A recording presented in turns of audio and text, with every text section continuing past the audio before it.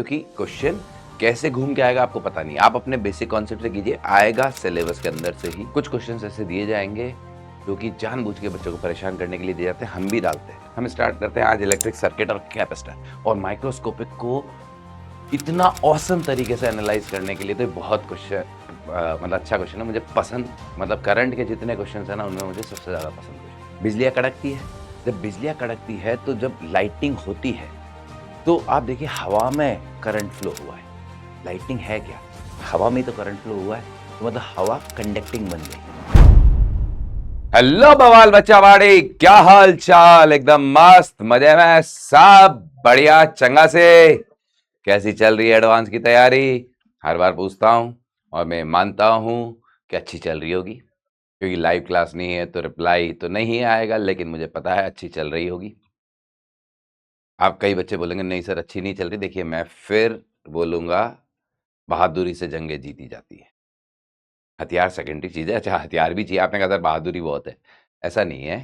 ठीक है, तो आपके पास कॉन्सेप्ट भी होने चाहिए, सब्जेक्ट का बेसिक नॉलेज भी होना चाहिए, उसके बाद बहादुरी से, क्योंकि क्वेश्चन कैसे घूम के आएगा आपको पता नहीं। आप अपने बेसिक कॉन्सेप्ट से कीजिए, आएगा सिलेबस के अंदर से ही।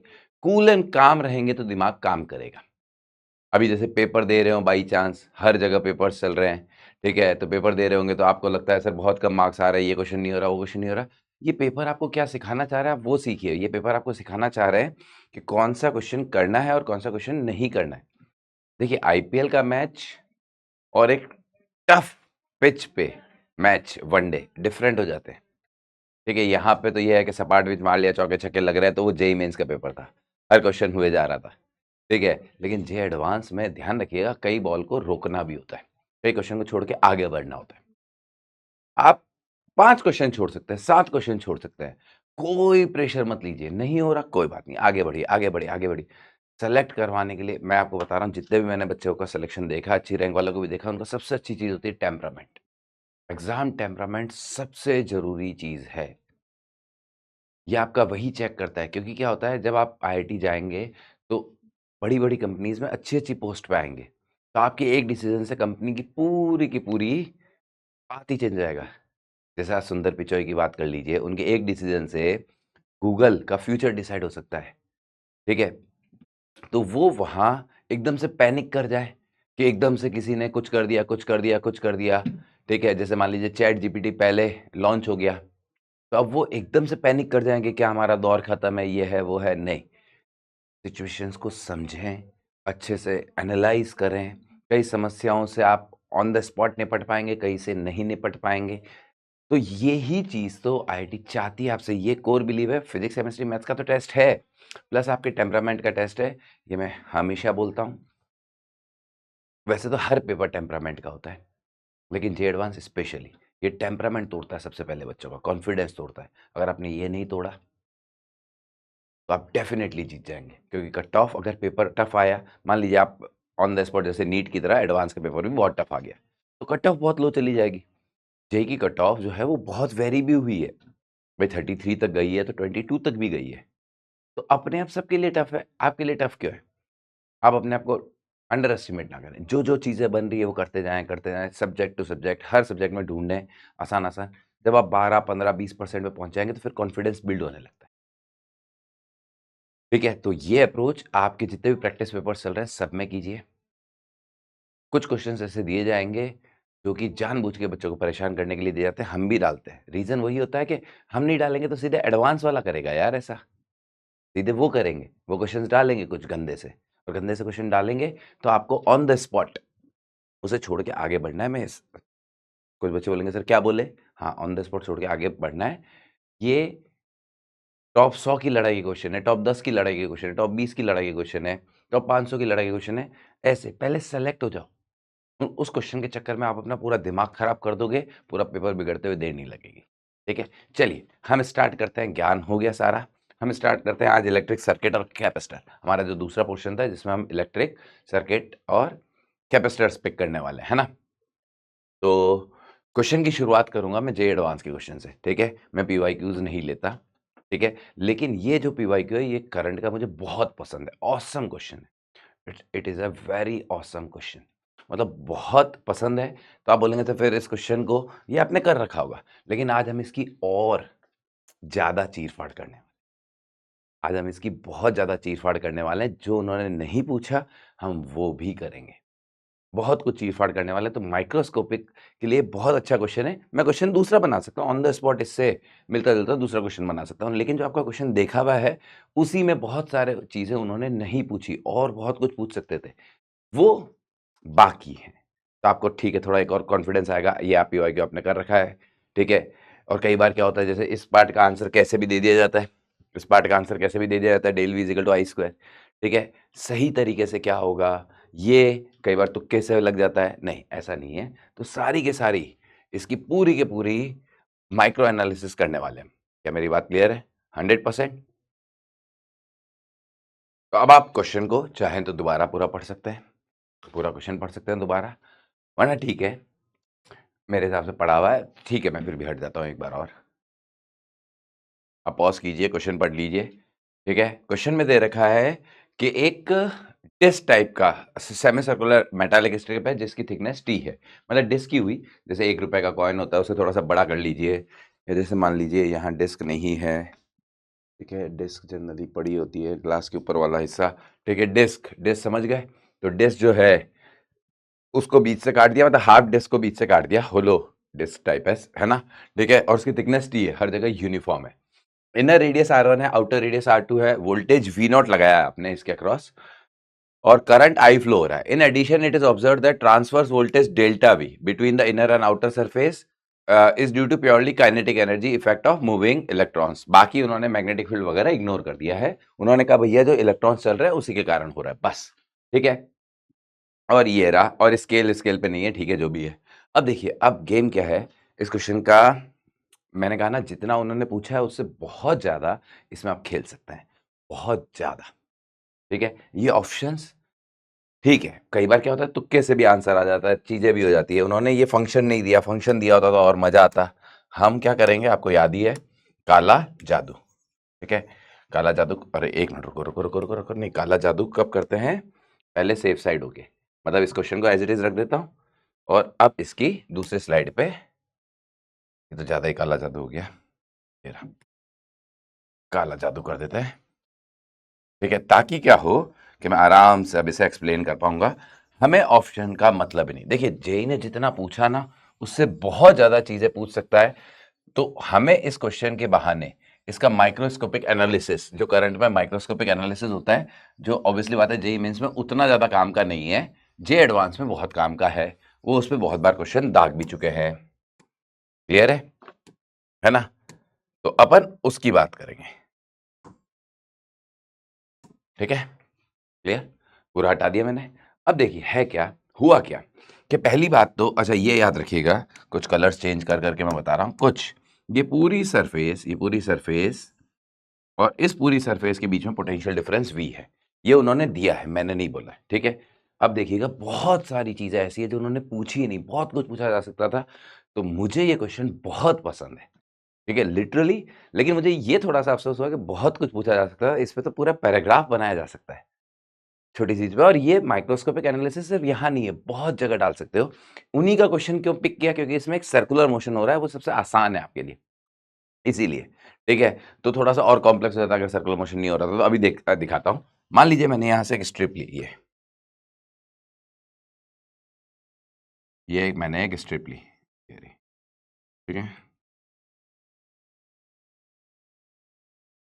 ये एक स्ट्रिप है, ये रही स्ट्रिप,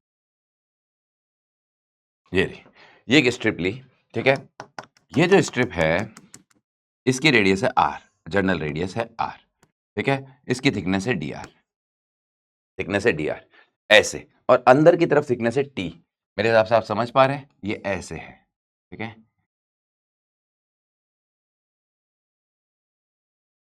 अगर एक बहुत ही बढ़िया क्वेश्चन पूछा गया है, तो उसकी इज्जत की जाए। ये रहा ऐसे, मेरे हिसाब से आप समझ गए, ये ऐसे, ये रहा, ठीक है? थोड़ा-सा डायग्राम देख लीजिएगा, शायद ऐसे हो, ये रहा, है ना? तो टी थिकनेस है, तो एरिया क्रॉस सेक्शन एक स्क्वायर टाइप का दिखाई दे रहा है। क्या मेरे हिसाब से दिखाई दे रहा है? ये वाली है डी आर और ये वाली है टी। तो एरिया ऑफ क्रॉस सेक्शन कितना है इसका मुझे बताएंगे। इसका एरिया ऑफ क्रॉस सेक्शन है टी इंटू डी आर, ये ध्यान रखिएगा। अब सबसे पहले मुझे बहुत सारी चीजें कैलकुलेट करनी है। सबसे पहले इसका रेजिस्टेंस, ठीक है, एक एक चीज हम कैलकुलेट करते चलेंगे और मजा आएगा, ठीक है। तो पहला इसका रेजिस्टेंस, तो मैं एक काम करता हूँ, इस पेज को कॉपी कर लेता हूँ क्योंकि हम और बहुत कुछ करने वाले हैं, ठीक है। पहला रेजिस्टेंस इस स्ट्रिप का, ठीक है। एलिमेंट की बात कर रहा हूँ। ये क्या हुआ?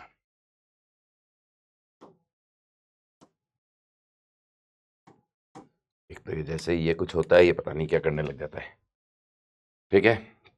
एलिमेंट की बात कर रहा हूँ। एलिमेंट इस एलिमेंट का अगर आप रेजिस्टेंस लिखेंगे तो क्या आएगा? D R. ये एक ही क्वेश्चन बहुत कुछ सिखा देगा, पता है। देखिए एक ही क्वेश्चन करो और शानदार। रेजिस्टेंस का फॉर्मूला जो होता है वो क्या होता है याद रखिएगा। बीच बीच में मैं सारी चीजें, अगर आपका मन कर रहा है तो एक्चुअली क्या होगा, मैं फ्लो में बता दूंगा, बाद में सारी चीजें लिख दूंगा। तो इस पेज पे सारी चीजें लिख देता हूँ। आर बराबर रो एल बाई ए होता है। आप बोलेंगे सर ये क्या बता रहे हो? एल याद रखना अलोंग करंट होता है, ये करंट के अलोंग होता है, ठीक है। मैं सीधे डिक्टेट कर देता हूँ, ये करंट के परपेंडिकुलर होता है। ये बिल्कुल रटा हुआ होना चाहिए। एल करंट के अलोंग देखना है और एरिया करंट के परपेंडिकुलर, ठीक है। क्लियर? तो मैं वहीं बता देता हूँ, मेरे हिसाब से आप वीडियो में सुन के सीख लेंगे। तो यह आएगा रो करंट के अलोंग। करंट ऐसे चलिए, ऐसे इस वाले में मान लीजिए करंट है डी आई, इसमें करंट कितनी है? डी आई करंट है। तो डी आई करंट ऐसे गई है, तो ये डी आई जो मतलब लेंथ कितनी चली है? वो चली है pi into r, divide by इसके सामने आने वाला एरिया वो है टी डी आर। क्लियर? जब भी आपको फिजिक्स में कभी भी dx नीचे मिले, ये करंट में भी होता है जब रेजिस्टेंस निकालते हैं, कैपेसिटर में भी होता है, ठीक है, कई जगह होता है। तो जब भी dx नीचे मिले तो आपको पैनिक नहीं होना है, पहली बात, ठीक है। तो एक ही चीज में बहुत सारी चीजें हैं। क्यों? आपको पता है, आप बोलेंगे सर डी आर नीचे थोड़ी आ सकता है, दोनों तरफ इंटीग्रेशन करेंगे। याद रखिएगा आपको इसे ये लिखना है 1/dr is equal to t D r divided by rho pi r, ठीक है। अब इंटीग्रेट करेंगे। अब बोलेंगे सर एक चीज बताइए, यहां तो आपने समस्या सुलझा दी कि यहां आपने डी आर ऊपर लिख दिया है ना। जैसे अरे मैथ्स में आपका एक स्टैंडर्ड होता है कि भैया आप इसका इंटीग्रेशन कर सकते हो एक्स डी एक्स, इसका भी इंटीग्रेशन कर सकते हो। आप इसका इंटीग्रेशन नहीं करोगे, मैथ्स वाले आपको थप्पड़ मार देंगे, बेटा पागल हो गया क्या, इसका इंटीग्रेशन कैसे होगा, इसका इंटीग्रेशन कैसे होगा, ठीक है। तो एक चीज बताइए, वहां यहां पे मैं लिख रहा हूं डी आर मेरा आया था rho pi R by T D R आया था। तो मैंने कहा देखो ये डी आर नीचे फंसा हुआ है तो इसको इंटीग्रेट नहीं कर पा रहे। मैंने कहा यार एक काम करो, इसका सॉल्यूशन बताया, मैंने कहा देखो यहां कर दो, ये कर दो। बच्चे कहेंगे सर अब भी तो वही बात है, यहां समस्या शुरू हो गई, यहां तो प्रॉब्लम है। नहीं, यहां प्रॉब्लम नहीं है बेटा, ये सिंपल डी आर है। और देखिए इंटीग्रेशन का मतलब क्या होता है? जोड़ना। इंटीग्रेशन का मतलब क्या होता है? जोड़ना। बेसिकली इसका मीनिंग क्या है? इसका मीनिंग है 1/dr1 plus 1/dr2 and 1/dr3 and so on. इसका मतलब यही है, मैथ्स यही लगा रही है, इसका मतलब ये लगा रही है। वो कह रही है कि सब को ऐसे जोड़ो। और ऐसे क्यों जोड़ू, ऐसे क्यों जोड़ू? तो देखिए होगा क्या, होगा क्या, अगर आप ये एलिमेंट देखें तो इसका ये वाला एलिमेंट और इसका आगे एक और एलिमेंट, ये सारे एलिमेंट पैरेलल में है। ये सारे के सारे एलिमेंट पैरेलल में, ये दोनों पैरेलल में। अब बोलेंगे सर पैरेलल में कैसे? आप बताइए मुझे, पैरेलल में कैसे? पैरेलल में कैसे है मुझे बताइए। पैरेलल में ऐसे हैं कि भैया यहाँ वोल्टेज और यहाँ वोल्टेज पोटेंशियल डिफरेंस सेम है, तो ये और ये दोनों पैरेलल में। तो पैरेलल में फॉर्मूला क्या होता है बताइए? अगर पैरेलल में है तो फॉर्मूला लिखते हो 1/r equal is equal to 1/r1 plus 1/r2 and so on. तो मैंने यही तो किया है, यही तो ये किया है 1/r इक्वल। अच्छा इसको मैं लिख दूंगा 1/r इक्वल। तो देखिए 1/r equal is equal to 1/dr1 plus 1/dr2। Mathematically मैं तो एक्चुअली देखिए मैथ्स होती है, फिजिक्स उसे अप्लाई करती है, तो उसके हिसाब से चीजें मॉडिफाई होती है, ठीक है।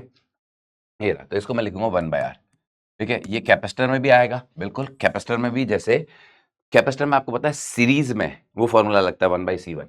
तो कैपेसिटर में अगर कभी भी आपका डाइलेक्ट्रिक ऐसे वेरी कर जाए, ऐसे, ठीक है, आपको चीजें ध्यान होनी है।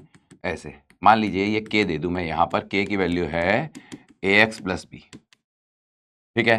इसकी थिकनेस मान ली dx। अच्छा k वेरी कर रहा है, कैसे वेरी कर रहा है मुझे बताएंगे? ऐसे वेरी कर रहा है, ऐसे वेरी कर रहा है। आपको पता है कि कैपेसिटेंस जो आएगा dc वो होता है कैपेसिटर का formula a cap surround by d। बच्चे बोलेंगे सर करंट पढ़ा रहे कैपेसिटर पे चलेगा, एडवांस में तो सब मिक्स होगा। कैपेसिटर का फॉर्मूला तो पता है a cap surround by d। इस प्लेट का एरिया a है तो इस स्ट्रिप का भी, इस एलिमेंट का भी एरिया a ही होगा। k की value ax plus B epsilon naught by thickness, इसकी थिकनेस ऐसे देखोगे तो dx आएगी। इसमें भी dx नीचे फंसता है, वो मैथ्स खुद बताती है। ये फिजिक्स में बहुत होता है, मैथ्स खुद चिल्ला के बताती है कि बेटा चीजें 1/r1 plus 1/r2 plus 1/r3 जुड़ेगी, 1/dc1 plus 1/dc2। इसमें भी अगर आपको इंटीग्रेट करना है तो याद रखिएगा 1/c बराबर इंटीग्रेशन 1/dc बराबर dx upon a ax plus b epsilon not. Maths खुद बताएगी क्यों। ये सारे के सारे कैपेसिटर सीरीज में देखिए ना, ये स्ट्रिप ऐसे ही तो जा रहे हैं, तो सब सीरीज में फॉर्मूला लगता है 1/c1 plus 1/c2 and so on. Clear? तो पहला मैंने आपको आर से लड़ना सिखाया, ये क्लियर है? तो यहां से हम आर निकाल देंगे। तो मैंने अलग से आके ये बात बताई, यहाँ पे पूरा पेज फिल कर दिया। तो कभी भी अगर dx नीचे आ रहा है, ये कहीं भी चलेगा, ठीक है? जहां भी आपके सीरीज पैरेलल के क्वेश्चन है सब जगह आएगा। सीरीज पैरेलल तो सब जगह है यार, सब जगह है, इलास्टिसिटी में है, सब जगह है यार, ठीक है? जहां भी जहां चल सकता है सीरीज पैरेलल, वहां हर जगह ये आ सकता है। मैथ जब आ रही है तो अपने आप वो कह रही है इस कॉम्बिनेशन को ऐसे करना है। अब यहाँ क्या आएगा मुझे बताएंगे? 1/r इजिकल टू, मैं लिमिट रख सकता हूँ r1 से r2। तो मैंने इस पूरे डिस्क का क्या निकाल लिया? रेजिस्टेंस। कितना आएगा मुझे बताएंगे? t by rho pi ln r2 by r1। शायद ये आ रहा है क्या? मेरी बात क्लियर है? t बाई रो पाई, सही क्या है ना? t by rho pi ln r2 by r1। तो r क्या आया? रेजिस्टेंस क्या आया? वो आया rho pi by t ln r2 by r1। क्या क्लियर है? ये आ गया रेजिस्टेंस। तो पहला मेरा काम हुआ, पूरा कंप्लीट रेजिस्टेंस निकाल लिया। पूरी चीर फाड़ करने वाला है, मुझे मतलब ही नहीं उन्होंने क्या पूछा। मैंने पहले भी क्वेश्चन जब लिए मैंने कहा पूरी चीर फाड़ करके जाएंगे, पूरी चीर फाड़, ठीक है? और माइक्रोस्कोपिक को इतना औसम तरीके से एनालाइज करने के लिए तो बहुत क्वेश्चन, मतलब अच्छा क्वेश्चन है, मुझे पसंद, मतलब करंट के जितने क्वेश्चन है ना उनमें मुझे सबसे ज्यादा पसंद क्वेश्चन, ठीक है? बढ़िया, अच्छा लगता है मुझे, मतलब एक बहुत ही बढ़िया चीज पूछी। उसमें क्वेश्चंस कम पूछे लेकिन उसमें बहुत कुछ काम किया जा सकता था।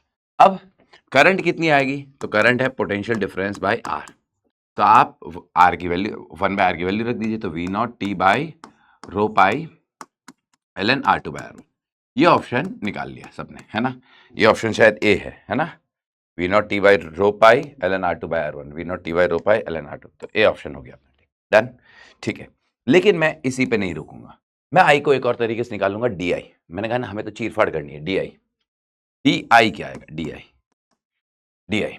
अगर उनका क्वेश्चन होता कि is current is uniform at every R, हर आर पे क्या करंट यूनिफॉर्म है, या करंट डेंसिटी यूनिफॉर्म है? करंट डेंसिटी बोलना ज्यादा बेटर है, ठीक है? तो अभी हम देखेंगे कि करंट है कि नहीं। देखिए डी आई, मैं इस एलिमेंट में बहने वाली करंट निकालना चाह रहा हूं और इसको इंटीग्रेट करूंगा तो भी तो आना चाहिए, दूसरे तरीके से भी तो आंसर वही आना चाहिए, ठीक है? डी आई को मैं लिख सकता हूं जो भी पोटेंशियल डिफरेंस था मेरा, V not divided by D R. क्या आएगा? V not divided by D R की वैल्यू रखिए, डी आर ये रहा, तो V not T D R divide by rho pi. ये मेरी है डी आई। तो मुझे अगर आई निकालना है तो इसको इंटीग्रेट कर दूं, V not T by rho pi R D R one से R2। दूसरा तरीका, और आप देखेंगे you got a same answer, same आएगा, V not T by rho pi ln r2 by r1। मैंने चेक भी नहीं किया क्योंकि आंसर तो दोनों तरीके से सेम ही आना चाहिए। ये आ गया। अब मैंने आपसे अगली चीज क्या पूछी? देखिएगा ध्यान से, क्या करंट डेंसिटी सब जगह यूनिफॉर्म है? करंट डेंसिटी क्या होगी? अगर मैं करंट डेंसिटी बताऊं J, तो क्या होगा इस जगह? करंट डेंसिटी वो होगा जो भी करंट है डिवाइड बाय एरिया, तो D I by D I कितना है मुझे बताएंगे? V not T D R by rho pi R divide by D A, इसीलिए मैंने डी ए पहले लिख दिया। Area of cross section current के जो सामने आएगा वही होगा, तो करंट के सामने आएगा वही होगा, तो टी डी आर डिवाइड कर दीजिए, कट गया। तो करंट डेंसिटी मेरी आ रही है V not by rho pi R. और ध्यान से देखिए तो करंट डेंसिटी जो है वो आर के इनवर्सली प्रोपोर्शनल है। वो पूछ सकते थे, बिल्कुल वो ये पूछ सकते थे, ठीक है। तो करंट डेंसिटी आर के इनवर्सली प्रोपोर्शनल है, मतलब जैसे जैसे जैसे आप ऊपर जाएंगे वैसे वैसे करंट डेंसिटी जो कि डिक्रीज करेगी। हाईएस्ट करंट डेंसिटी यहाँ है, यहाँ सबसे कम है, नहीं ऑप्शन में था, कोई बात नहीं, बढ़िया है। अब जे मेरा आ गया, याद रखिएगा V not by pi R. मैं जे यहाँ लिख देता हूँ, जे आया था मेरा क्योंकि मेरे को याद नहीं रहेगा, पाई रो pi are, row pi are. क्या मेरी बात क्लियर है? ये आ गया, जे आ गया। अब मैं आ रहा हूँ अगली चीज पे, अगली चीज पे देखिएगा, ड्रिफ्ट वेलोसिटी। ड्रिफ्ट वेलोसिटी क्या होगी वो भी चेक कर लेते हैं। तो ड्रिफ्ट वेलोसिटी, तो ड्रिफ्ट वेलोसिटी के लिए मैं फॉर्मूला क्या लगाऊं, मुझे बताइए। J is equal to N E V D होता है। तो ड्रिफ्ट वेलोसिटी क्या आएगी, ड्रिफ्ट वेलोसिटी इलेक्ट्रॉन की वो हो जाएगी आपकी J बाई एन ई। तो अगर आप इसकी वैल्यू रखेंगे तो V not by rho pi N E R, ये आ गई आपकी ड्रिफ्ट वेलोसिटी। ड्रिफ्ट वेलोसिटी भी आर के फंक्शन में आई है, ये भी नहीं पूछा था उन्होंने, ठीक है। अभी और चीजें बाकी है बेटा, अभी तो बहुत कुछ बाकी है। अब इलेक्ट्रिक फील्ड, इलेक्ट्रिक फील्ड में बहुत मजा आएगा, ठीक है। इलेक्ट्रिक फील्ड में बहुत मजा आएगा। देखिए आपको पता है जब भी करंट कैरिंग वायर होता है तो करंट कैरिंग वायर में मैंने थ्योरी यहाँ लिखी है, ठीक है। इसी में उसके लिए अलग पेज की जरूरत है नहीं वैसे, ठीक है। अगर कोई करंट कैरिंग वायर है, करंट कैरिंग वायर, ठीक है। वैसे आप जब इलेक्ट्रोस्टेट पढ़ रहे होते हो, अच्छा लास्ट लेक्चर इलेक्ट्रो का ही था, तो अगर कोई करंट कैरिंग वायर है उसमें रेजिस्टिविटी रो है तो आपको vector form of Ohm's law आती है, E is equal to rho J electric field. देखिए इलेक्ट्रोस्टेट में हम कहते हैं कि कंडक्टर के अंदर नेट इलेक्ट्रिक फील्ड जीरो होता है स्टैटिक कंडीशन में। लेकिन अगर इलेक्ट्रोडायनेमिक्स आ जाए, मतलब जब करंट फ्लो करने लग जाए कंडक्टर में, जब करंट फ्लो कर रही है तो उसमें इलेक्ट्रिक फील्ड होता है और उसका कारण होता है बैटरी, ठीक है। वो जब हम पूरा करंट पढ़ते हैं तो वो समझाया जाता है। लेकिन कंडक्टर में बच्चा कहता है कंडक्टर में इलेक्ट्रिक फील्ड है नहीं है। इवन जेई के मैथ्स द कॉलम में अब 10-15 साल पुराना एक मैथ्स द कॉलम उठा के रखिए, अलग-अलग चैप्टर से क्वेश्चन डाल दिए उन्होंने। इलेक्ट्रोडायनामिक्स को कई बार मिक्स करके डालते हैं, ईएमआई का भी फंडा डाल दिया, इलेक्ट्रो का भी डाल दिया, बिल्कुल। तो उसमें साफ-साफ था, तो बच्चा कहता है, बच्चे फिर हमसे जीतते हैं जब शीट डिस्कस करते हैं, तो बच्चा कहता है सर कंडक्टर में तो इलेक्ट्रिक फील्ड 0 होता है ना। बेटा इलेक्ट्रोस्टैटिक कंडीशन में, इलेक्ट्रोडायनामिक्स थोड़ी। तो सर इलेक्ट्रोडायनामिक्स मतलब करंट बहता हुआ, करंट अगर बह रहा है तो याद रखिएगा जो आपका इलेक्ट्रिक फील्ड होगा that is equals to rho J, that's it. Rho अगर यूनिफॉर्म है तो बहुत ही बढ़िया है, बहुत ही शानदार चीज है, ठीक है। मैं इस पे बात कर लेता हूँ। क्या होता है अगर करंट कैरिंग वायर है तो उसमें इलेक्ट्रॉन्स को फ्लो करवाने के लिए, ठीक है, अगर करंट यहाँ से आ रही है और यहाँ से निकल रही है तो आई इधर होता है और इलेक्ट्रिक फील्ड भी इधर होता है। तो एक चीज बनती है इजिकल टू रोजे, जिस पे आपने कई सारे क्वेश्चंस भी किए होंगे, ठीक है। मैं बात कर लेता हूँ, एक इरोडो का क्वेश्चन है ये वाला कि यहाँ कितना चार्ज एक्यूमुलेट होगा, ठीक है, गॉस लॉ से जो होता है ना। वो क्वेश्चन आप बोलेंगे तो वो भी करवा दूंगा, कोई इश्यू नहीं है। लेकिन जैसे इस तरह से अब मान लीजिए जैसे जेई के दूसरे क्वेश्चंस की बात करूं, एक स्पेरिकल कंडक्टर में अंदर से बाहर करंट जा रही थी R1 से R2, एक स्पेरिकल कंडक्टर है। अच्छा आप बोलेंगे सर वो क्वेश्चन दूर रह गया, मेरे को क्वेश्चन मेरा मोटो ही नहीं है, मेरा मोटो है कॉन्सेप्ट सिखाना, कॉन्सेप्ट पे बात करना, सिखाना क्या, ठीक है। ये स्पेरिकल कंडक्टर है, स्पेरिकल, अंदर से बाहर करंट जा रही है, आई करंट जा रही है, ये पूरा एक टर्मिनल है, ये पूरा एक टर्मिनल है, करंट आई है। वो कहते हैं यहां से स्मॉल आर डिस्टेंस पे इलेक्ट्रिक फील्ड बताओ।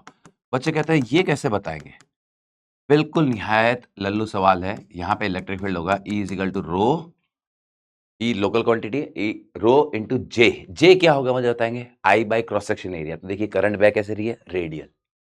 जेई मेंस में पैराग्राफ आया हुआ है, आधा स्पेयर था। जेई मेंस में पैराग्राफ आया हुआ है यार एक टाइम में, जेई मेंस मतलब AI ट्रिपल ई, बहुत बढ़िया लेवल का सवाल पूछ सके। तो ये तो 23, 24, 25 में इन्होंने लेवल कम किया, वरना 20 का पेपर भी अच्छा था। तो अभी क्या होता है, जैसे यहां से ये ऐसे करंट जा रही है बाहर, ऐसे रेडियली बाहर जा रही है, तो इसके सामने पूरा पूरा एक शेल आएगा, तो 4πr²। तो यहां मैं लिख दूंगा 4πr²। तो electric field inversely proportional to 1/r² है। इलेक्ट्रिक फील्ड किसके प्रोपोर्शनल, 1/r², ठीक है। और आपको कोई इलेक्ट्रोस्टैटिक कॉन्सेप्ट नहीं लगाना, करंट कैरिंग स्पेयर है ना। हाँ, इसमें मैं क्वेश्चन बना सकता हूं, अगर रो कांस्टेंट है, अगर रो कांस्टेंट है इफ, तो ई प्रोपोर्शनल टू 1/r है। वो कहते हैं नहीं, पैराग्राफ बनाना है। वो बोल रहे हैं रो बराबर रो नॉट r की पावर n है, फाइंड n फॉर विच लो लगे हाथ। ये सारे बड़े बड़े क्वेश्चन है, ऑरली बनते हैं ऐसे। For which E is uniform, E अंदर यूनिफॉर्म होना चाहिए। बच्चे कहेंगे सर ये तो बहुत आसान हो गया, रो अगर मैं रो को रो नॉट आर स्क्वायर ले लूं तो अंदर इलेक्ट्रिक फील्ड यूनिफॉर्म हो गया, खत्म बात। क्यों? आर स्क्वायर लिखोगे, आर स्क्वायर कट जाएगा, इलेक्ट्रिक फील्ड यूनिफॉर्म हो गया। वो बोलते हैं लीनियरली इंक्रीजिंग होना चाहिए तो आर क्यूब ले लूंगा। तो इस तरह की चीजें हैं। लेकिन अगर करंट कैरिंग वायर है स्टेडी स्टेट पे, हम ई इक्वल टू रोज लगाएंगे, वही करंट के फ्लो का कारण होता है। इसी से आप पूरा माइक्रोस्कोपिक आप समझते हैं। ये vector form of Ohm's law होती है। ये भी मैंने एक पेज अलग से ले लिया, ठीक है। मैं वापस उसी पे जा रहा हूं। क्या यहां तक मेरी बात क्लियर है कि नहीं है? पक्का 100%? चलिए, ये आ गया जे आ गया, तो मुझे ई चाहिए। ई इलेक्ट्रिक फील्ड होगा इज इक्वल टू रो जे। उन्होंने रो मुझे यूनिफॉर्म ही दिया है, कुछ इन्फॉर्मेशन नहीं है, तो मैं यूनिफॉर्म मानूंगा। अच्छा, रेजिस्टिविटी तो मटेरियल की प्रॉपर्टी है ना, तो मान लीजिए कॉपर का बना हुआ है तो हर जगह उसकी रेजिस्टिविटी सेम है। तो ये कितना आ जाएगा मुझे बताएंगे? रो कट गया तो V not by pi N E R. मेरे हिसाब से सही किया है मैंने, पाई एन ई आर। एक minute, is equal to rho J, नहीं ये तो वीडी था, सॉरी, तो वीडी था, मैं वही सोच रहा हूँ एन कहाँ से आ गया। ठीक है, ये तो वीडी आया था, ठीक है, वीडी। जे की वैल्यू तो ये रही, अच्छा जे की वैल्यू वो रही rho into V not by rho pi R. अरे मैंने ये वीडी की वैल्यू रख दी थी। ई कितना आया मुझे बताएंगे? ई आया V not by pi R. और ये नहीं आता तो मैं चौंकता। बोलोगे सर क्यों, इसमें क्या है? ये पता है क्या है? इस पूरे पे इलेक्ट्रिक फील्ड तो यूनिफॉर्म ही होगा, एक ही जैसी हरकत है ना। अच्छा, मैग्नीट्यूड वाइज टेंजेंशियल होगा। मैंने मैग्नीट्यूड वाइज बोला, कुछ बच्चे बाल की हाल निकालेंगे sir direction wise, magnitude wise कह रहा हूँ। Integration E dot D L करेंगे तो ई और डी एल की डायरेक्शन सेम है, जैसे एम्पियर्स लॉ में करते, तो इलेक्ट्रिक फील्ड ऐसे ऐसे ये रहा। अच्छा, करंट की डायरेक्शन में होता है, तो ई डॉट डी एल करेंगे तो ई डी आर बन जाएगा। ई मैग्नीट्यूड वाइज कॉन्स्टेंट है क्योंकि हर एलिमेंट आर डिस्टेंस का एक ही जैसा बिहेव कर रहा है, तो सीधे सीधे वी बाई डी लगा दिया, जैसे कैपेसिटर में लगाते हो वोल्टेज बाई डी, डी। तो ये नहीं आता तो मैं चौंकता, तो ये सीधे भी लिख सकता था मैं। अब क्या होगा, यहां तक क्लियर है? अभी भी एक चीज और है। अब असली समस्या है वो बी सी डी ऑप्शन शायद, कि कौन सी आउटर सरफेस और इनर सरफेस में कौन सा हाई पोटेंशियल है और कौन सा लो पोटेंशियल है, वो कैसे बात करें। ठीक है, ये पूरी हाई पोटेंशियल है, ये पूरा लो पोटेंशियल है, ये तो समझ में आया। लेकिन यार यहां और यहां कैसे? तो एक चीज बताइए, अगर इलेक्ट्रॉन्स, अच्छा इलेक्ट्रॉन्स उल्टे चल रहे होंगे, ऑब्वियसली बात है। अच्छा, चलते इलेक्ट्रॉन्स ही है, चलते इलेक्ट्रॉन्स ही है, ठीक है। कई बार लोग पॉजिटिव चार्ज चला देते हैं, लेकिन ध्यान रखिएगा उससे गड़बड़ हो जाती है। चलते इलेक्ट्रॉन्स ही हैं, वीडी।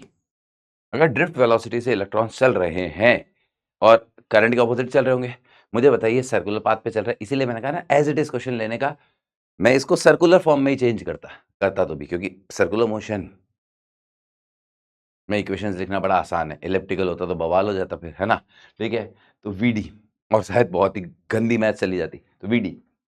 अब ये इलेक्ट्रॉन सर्कुलर मोशन कर रहे हैं तो इन्हें सेंट्रीपिटल फोर्स चाहिए, ठीक है। मैं हमेशा एक चीज रिमाइंड करवाता हूँ, जैसे हॉल इफेक्ट का भी पैराग्राफ आया, बच्चे क्या करते हैं कई बार जुगाड़ करने के लिए वो करंट के फ्लो में पॉजिटिव चार्ज के फ्लो को मान लेते हैं। याद रखिएगा जे आपको धो देगी। मैंने कहा ना कोई चीज गलत मत करो, क्योंकि एक चीज बताइए, अगर कोई पॉजिटिव चार्ज इधर जा रहा होता तब भी फोर्स इधर ही चाहिए होता था, भी फोर्स, लेकिन इलेक्ट्रिक फील्ड फिर गड़बड़ा जाता। ठीक है, अभी सुनिएगा, इस इलेक्ट्रॉन पे फोर्स इधर चाहिए, इलेक्ट्रॉन पे फोर्स कैसे लगेगा? एक नया इलेक्ट्रिक फील्ड पैदा होगा। वो इलेक्ट्रिक फील्ड किधर होगा मुझे बताएंगे? वो इलेक्ट्रिक फील्ड किधर होगा? बाहर की तरफ। इसको मैं बोल रहा हूँ E2। तो इस इलेक्ट्रिक फील्ड का मैंने नाम चेंज कर दिया मैं, इसीलिए ये टेंजेंशियल इलेक्ट्रिक फील्ड है। ये इलेक्ट्रिक फील्ड इधर है, ये इसको इस सर्कल पे चला रहा है, और एक इलेक्ट्रिक फील्ड ऊपर की तरफ लगना पड़ेगा ताकि वो सेंट्रीपिटल फोर्स है। मान लो आपने इसे पॉजिटिव चार्ज मान लिया, पॉजिटिव चार्ज सर्कल पे चले या नेगेटिव चार्ज सर्कल पे चले, सेंट्रीपिटल फोर्स तो हमेशा सेंटर की तरफ लगता है, तो दोनों बार फोर्स ऐसे ही लगेगा। और पॉजिटिव चार्ज होता तो इलेक्ट्रिक फील्ड इधर ही मानते, इलेक्ट्रिक फील्ड इधर मानते तो आपका बी और सी में से गलत हो जाता, इसीलिए जेई ने दिया था, इसीलिए जेई ने दिया था। जेई को आपकी कमजोरियां पता है, ठीक है। अगर अच्छा इलेक्ट्रिक फील्ड ऊपर है तो इसका मतलब ये लो पोटेंशियल सरफेस हो गई, अरे इलेक्ट्रिक फील्ड हाई से लो, और ये हाई पोटेंशियल हो गई अंदर वाली, अरे इलेक्ट्रिक फील्ड हाई से लो की तरफ होगा तो हाई पोटेंशियल सरफेस हो गई। और इलेक्ट्रिक फील्ड ऐसे रेडियल है, हर जगह ऐसे रेडियल आएगा, क्योंकि हर जगह सेंट्रीपिटल फोर्स ऐसे चाहिए, तो हर जगह E2 ऐसा आएगा और E1 हर जगह टेंजेंशियल आएगा। तो अगर वो आपसे नेट इलेक्ट्रिक फील्ड पूछते ना तो भी ये बहुत औसम क्वेश्चन था, इसीलिए मैंने कहा ना उन्होंने बहुत बहुत दयालु रह गए, वरना इस क्वेश्चन में बहुत कुछ था, बहुत कुछ था, इसीलिए तो मुझे पसंद है। अगर वो नेट इलेक्ट्रिक फील्ड पूछ लेते एज फंक्शन ऑफ आर बताओ या इसके मिड पॉइंट पे बताओ तो बहुत मजा आने वाला था। तो वही एक टेंजेंशियल इलेक्ट्रिक फील्ड है वो आया इजिकल टू रोजे से, इस इलेक्ट्रिक फील्ड की रिक्वायरमेंट हुई है क्योंकि इलेक्ट्रॉन्स को घूमना है। और ये बिल्कुल बेसिक समझाते हैं हम, जब हम करंट सिखाते हैं तो ये बाकायदा बताते हैं कि तार जब ऐसे घूमा तो इलेक्ट्रॉन्स इलेक्ट्रिक फील्ड कैसे घूमा, तो वहां समझाते हैं कि एक्चुअली क्या करता है, ये फटाक से चार्ज को ऐसे रीडिस्ट्रीब्यूट कर देता है, ठीक है। अरे मान लो मैंने अभी वो वाला तार वाला माइक नहीं लगा रखा, वायर में करंट बहती है, वायर को बैंड कर दो तो इलेक्ट्रॉन्स बैंड कैसे हुए, मान लो तार ऐसा था मैंने बैंड कर दिया तो इलेक्ट्रॉन प्रोजेक्टाइल मोशन करके थोड़ी अंदर आ रहे हैं, इलेक्ट्रॉन भी घूम रहे हैं। तो वो घूमे कैसे, तो उनको उस कंडक्टिंग सरफेस ने क्या किया, वहीं पे चार्ज इंड्यूस कर दिया, प्लस माइनस एक इलेक्ट्रिक फील्ड पैदा किया ताकि वो उसे घुमाए। ये बिल्कुल बेसिक जब हम माइक्रोस्कोपिक समझते हैं तब बात करते हैं, ठीक है। तो एकदम माइक्रोस्कोपिक में सवाल है, सवाल थ्योरी से ही आता है। जे एडवांस के लिए आपको प्रॉपर चीजें पता होनी चाहिए, दैट्स ऑल, और कुछ नहीं। हर चीज का बेसिक तरीके से, सिलेबस तो उतना ही है। तार घूमते हुए तार में करंट कैसे घूमी, तो घूमते हुए पाइप में जैसे पानी घूमता है, तो जहां पाइप घूमता है वहां पे वॉल्स प्रेशर लगाती है ताकि उसका मोमेंटम चेंज हो पानी का, तो वैसे ही यहाँ भी इलेक्ट्रॉन्स का मोमेंटम चेंज करना आने के लिए वो इंस्टेंटेनियसली इलेक्ट्रॉन्स को रीअरेंज करती है, यहाँ प्लस माइनस लाती है, इलेक्ट्रिक फील्ड लाती है, जिस कारण इलेक्ट्रॉन्स घूम जाते हैं। और कंडक्टर को करने में बहुत कम समय लगता है, बहुत कम ऑर्डर का, माइक्रो सेकेंड्स कह सकते हो, उससे भी कम। क्यों, क्योंकि कंडक्टर के पास large number of free electrons है, दैट्स वाई। तो जैसे आप तार घुमाओगे तो ये तार सीधा जा रहा था, इलेक्ट्रॉन सीधा जा रहा था, तार को घुमा दोगे तो इलेक्ट्रॉन्स ऐसे प्रोजेक्टाइल नहीं करेंगे, घूम जाएंगे, ठीक है। ये जैसे पानी, अरे यार ये बहुत रायता हो जाता है, ये पता है ये सबसे बड़ी चोट है मेरे साथ। ये क्या होता है, इसको जब ऐसे काला जादू करता है ना, तो काला जादू के अपने प्लस माइनस है। काला जादू करना नहीं चाहिए था, मेरे को एक डायग्राम लेके आना चाहिए था। अब मैंने क्या क्या बताया मैं खुद भूल गया यार, जोश जोश में। लो पोटेंशियल कहाँ तक बता दिया था यार,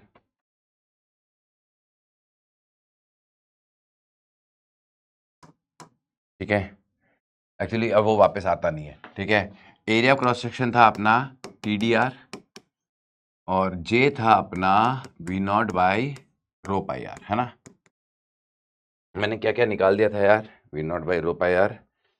अब यही चक्कर हो गया ना, बहुत सारी चीज़ें मैं बताते चला गया। अब चलो जो भी है वापस करते हैं, पहले VD निकालते हैं। तो VD होगा VD, J is equal to NEVD। यहाँ से VD आया वापस, जितना मुझे याद आता जा रहा है, तो V0 by J by NE, तो रो पाई NER। तो VD is also inversely proportional to 1 by R। ये मैंने आपको शायद बता दिया था कि जैसे जैसे दूर जाओगे ड्रिफ्ट वेलोसिटी कम होती जाएगी, ठीक है। उसके बाद में मैंने आपको जो अगला बताया था वो बताया था इजिकल टू रो जे, ठीक है, is equal to rho J.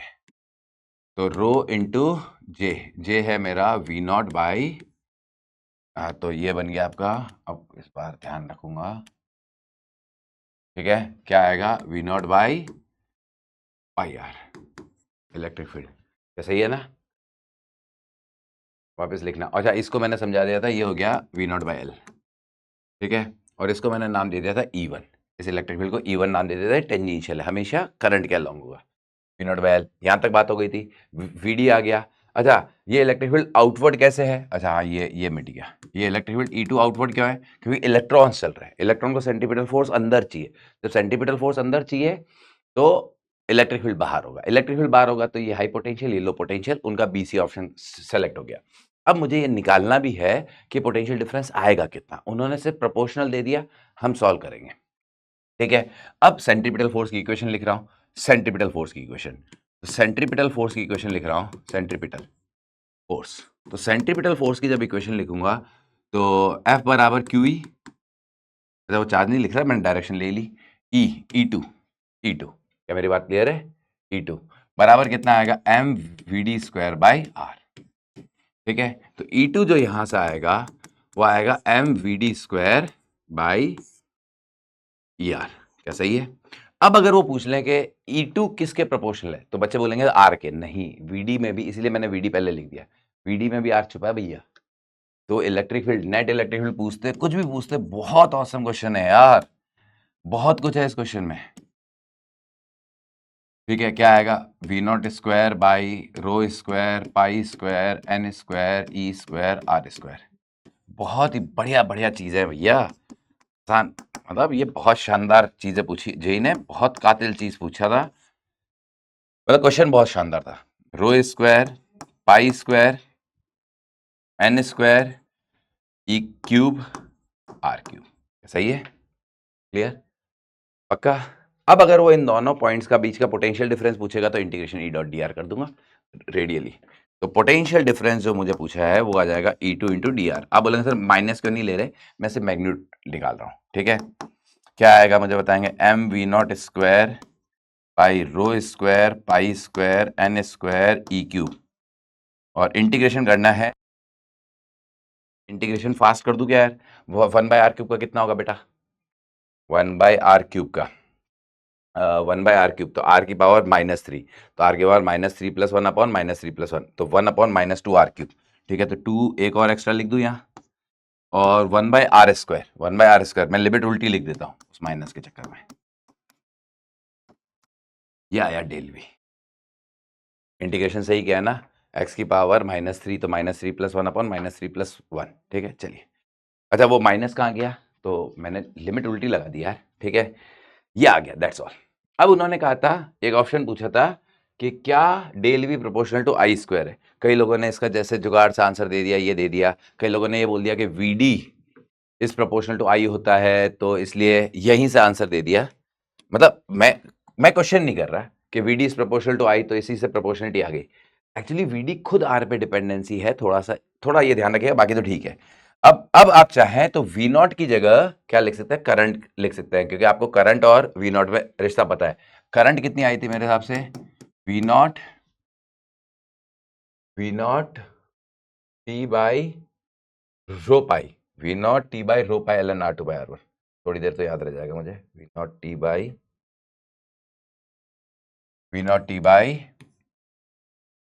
ln R2/R1। अरे यार इतनी कम मेमोरी देके क्या किया भगवान ने, पाई रो, क्या मेरी बात क्लियर है? तो आप V0 की जगह क्या लिख सकते हैं? यहां से V0 की जगह क्या लिख सकते हैं बताइए? आप V0 की जगह लिख सकते हैं I pi rho by T divided by ln R2/R1। तो आप ये यहां से यहां रख सकते हैं, तो बहुत गंदा सा एक्सप्रेशन बनेगा।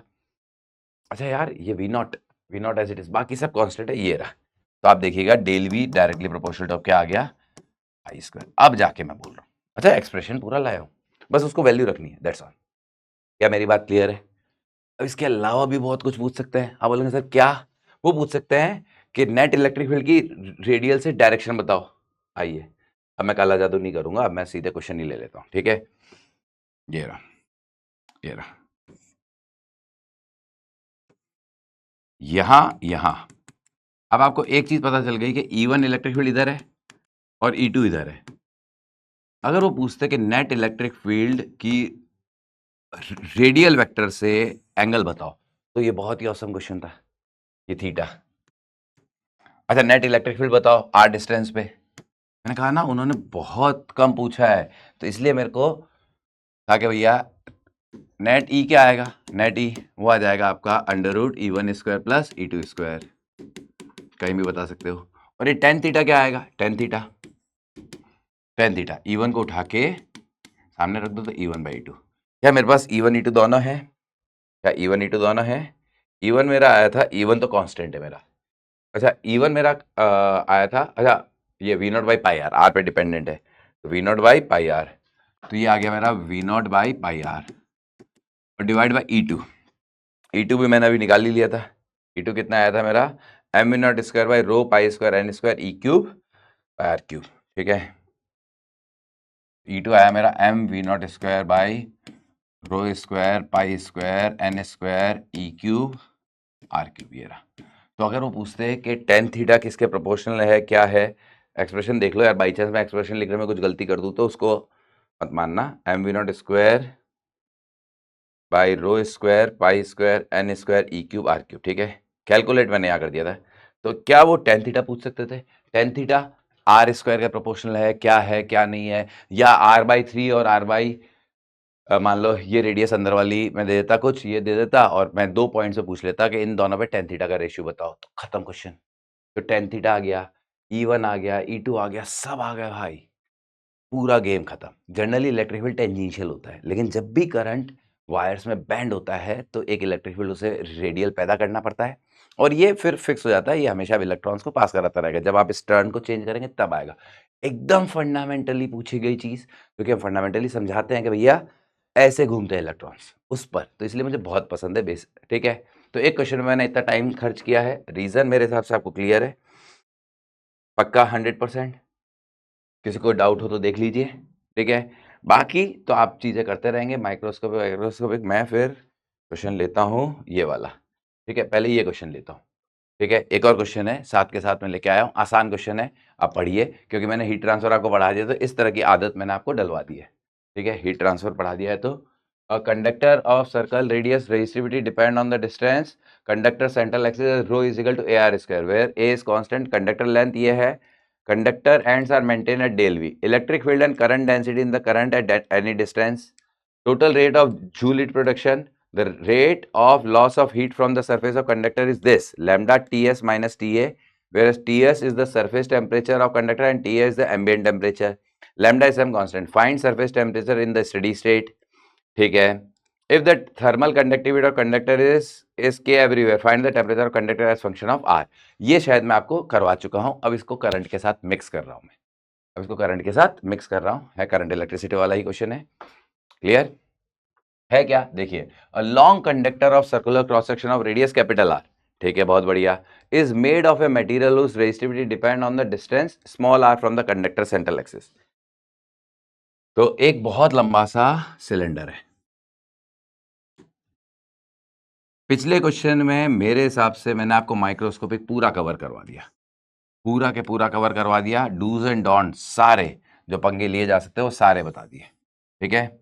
एक है जिसकी रेडियस है कैपिटल आर, या इसकी रेडियस है कैपिटल आर, यहां से स्मॉल आर पे मैं एक एलिमेंट ले लेता हूं, पहले ही ले लेता हूं, ठीक है। यहां पर उन्होंने मेरे को रेजिस्टिविटी बता रखी है ए बाय आर, इसमें पावर इफेक्ट भी आ जाएगा, ठीक है, इसमें पावर इफेक्ट भी आ जाएगा, और L इज मच मच, तो लेंथ बहुत ज्यादा माननी है, और potential difference ends are maintain at delta V, और A बाय आर स्क्वायर है, और पहले हमें इलेक्ट्रिक फील्ड और करंट डेंसिटी बतानी है, ठीक है, बता देंगे हम, ठीक है। तो रो बराबर A बाई आर स्क्वायर है, ठीक है। अब मैंने यहाँ एक R रेडियस और dr थिकनेस का सिलेंड्रिकल शेल एलिमेंट ले लिया, ठीक है, इसकी थिकनेस है dr। करंट देखिए दो तरीके से सिलेंडर में फ्लो कर सकती है, ऐसे भी करती है जो आपने रेजिस्टेंस निकाला होगा, और ऐसे भी करती है। तो अभी करंट ऐसे फ्लो कर रही है, उन्होंने कहा कि इसके cross potential difference del V है, सेम वही क्वेश्चन है जो पहले आया था, ठीक है। इसमें भी सारे रेजिस्टेंस किस में होंगे मुझे बताएंगे, पैरेलल, और बड़े आराम से आप क्वेश्चन कर सकते हैं, ठीक है। मैं थोड़ा हिंट दे के छोड़ सकता हूँ वैसे तो, ठीक है। इसमें भी सारे के सारे रेजिस्टेंस पैरेलल है। अब इसमें पहले इसका रेजिस्टेंस लिख दो, रेजिस्टेंस, तो इसका रेजिस्टेंस कितना आएगा, आर उन्होंने रेडियस का सिंबल लिख दिया है, तो मैं रेजिस्टेंस के लिए सिंबल चेंज कर रहा हूँ, रेजिस्टेंस का सिंबल R1 कर देता हूँ, ठीक है, क्लियर। तो इस छोटे से एलिमेंट का रेजिस्टेंस क्या आएगा, dr1। dr1 वो जो आएगा वो आएगा rho L by cross section area. तो पूरी एक, अच्छा पूरा सिलेंडर सामने आ रहा है, ये सिलेंडर है, तो एक रिंग एलिमेंट सामने आ रहा है, एक रिंग एलिमेंट। तो वो जो रिंग एलिमेंट है उसका क्रॉस सेक्शन एरिया होगा 2πr/dr। अब फिर देखेंगे वैसा ही फंसा, तो 1/dr1। वैसे तो मैं होमवर्क के लिए सोच के लाया था, लेकिन होमवर्क ऑब्वियसली बात है कई बार फिर बच्चा कहता है वो डिस्कस नहीं हुआ, तो इसलिए ठीक है। तो यहां से आप इसे रिवर्स करके इंटीग्रेट कर दीजिए, तो 2πr/dr, उसमें शायद r अच्छा एक मिनट, रो भी तो r के साथ है, रो भी तो r के साथ है, तो पहले इसे लिख दीजिए, रो है मेरा a/r², तो 2πr³dr। ठीक है, यहां से क्या 1/r1 निकाल लेंगे, 1/r1 इंटीग्रेशन 1/dr1 लिमिट 0 से कैपिटल R, है ना। क्या आएगा बताइए, 2πr³ divided by al। Integrate करेंगे तो आपको 1/r1 मिल जाएगा। 1/r1 क्या मिलने वाला है, 2π/al और 0 से कैपिटल R। इंटीग्रेट कीजिए तो r की पावर 4 डिवाइडेड बाई 4। तो r1 मेरा जो रेजिस्टेंस आ गया वो आ गया 2al डिवाइडेड बाई πr की पावर 4। ठीक है, यहाँ r रेडियस है, ये मेरा आ गया टोटल रेजिस्टेंस, dr भी आ गया। अब टोटल रेजिस्टेंस आ गया तो टोटल करंट भी आ गई। टोटल करंट कितनी आएगी, डेल वी बाई आर, वो खुद निकाल लोगे। ठीक है, ये उससे आसान है, डेल वी बाई R1। अब उन्होंने आपसे पूछा करंट डेंसिटी, इसको बस पावर के साथ इसको हीटिंग इफेक्ट और ला रहा हूँ, बस खत्म बात। ठीक है, वैसे तो आप खुद कर सकते हो अब ये सारा, क्योंकि मैंने आपको सारी चीजें समझा दी है। ठीक है, तो डी आई कितनी आएगी, डी आई इंपॉर्टेंट है, डी आई, डी आई लिखने की आदत डालिए, डी आई, डी आई कितनी आएगी मुझे बताएंगे, या रेजिस्टेंस भी, अच्छा क्या रेजिस्टेंस आप सिर्फ स्मॉल आर तक का निकाल सकते हैं, स्मॉल आर तक का, स्मॉल आर सिलेंडर तक का, क्योंकि मेरे हिसाब से काम आएगा। अच्छा इतना अंदर अंदर तक का, अंदर अंदर तक का, मैंने डी आर नहीं लिखा है, आर तक का रेजिस्टेंस लिखा है, क्लियर। अब उन्होंने क्या क्या पूछा है देख लो, क्या क्या पूछा है मुझे बताओ, इलेक्ट्रिक फील्ड और करंट डेंसिटी बताओ स्मॉल आर डिस्टेंस पे। तो करंट डेंसिटी फटाक से आई अभी अपनी, करंट डेंसिटी क्या आएगी मुझे बताएंगे, करंट डेंसिटी आएगी J बराबर D I by D A, D I by D A.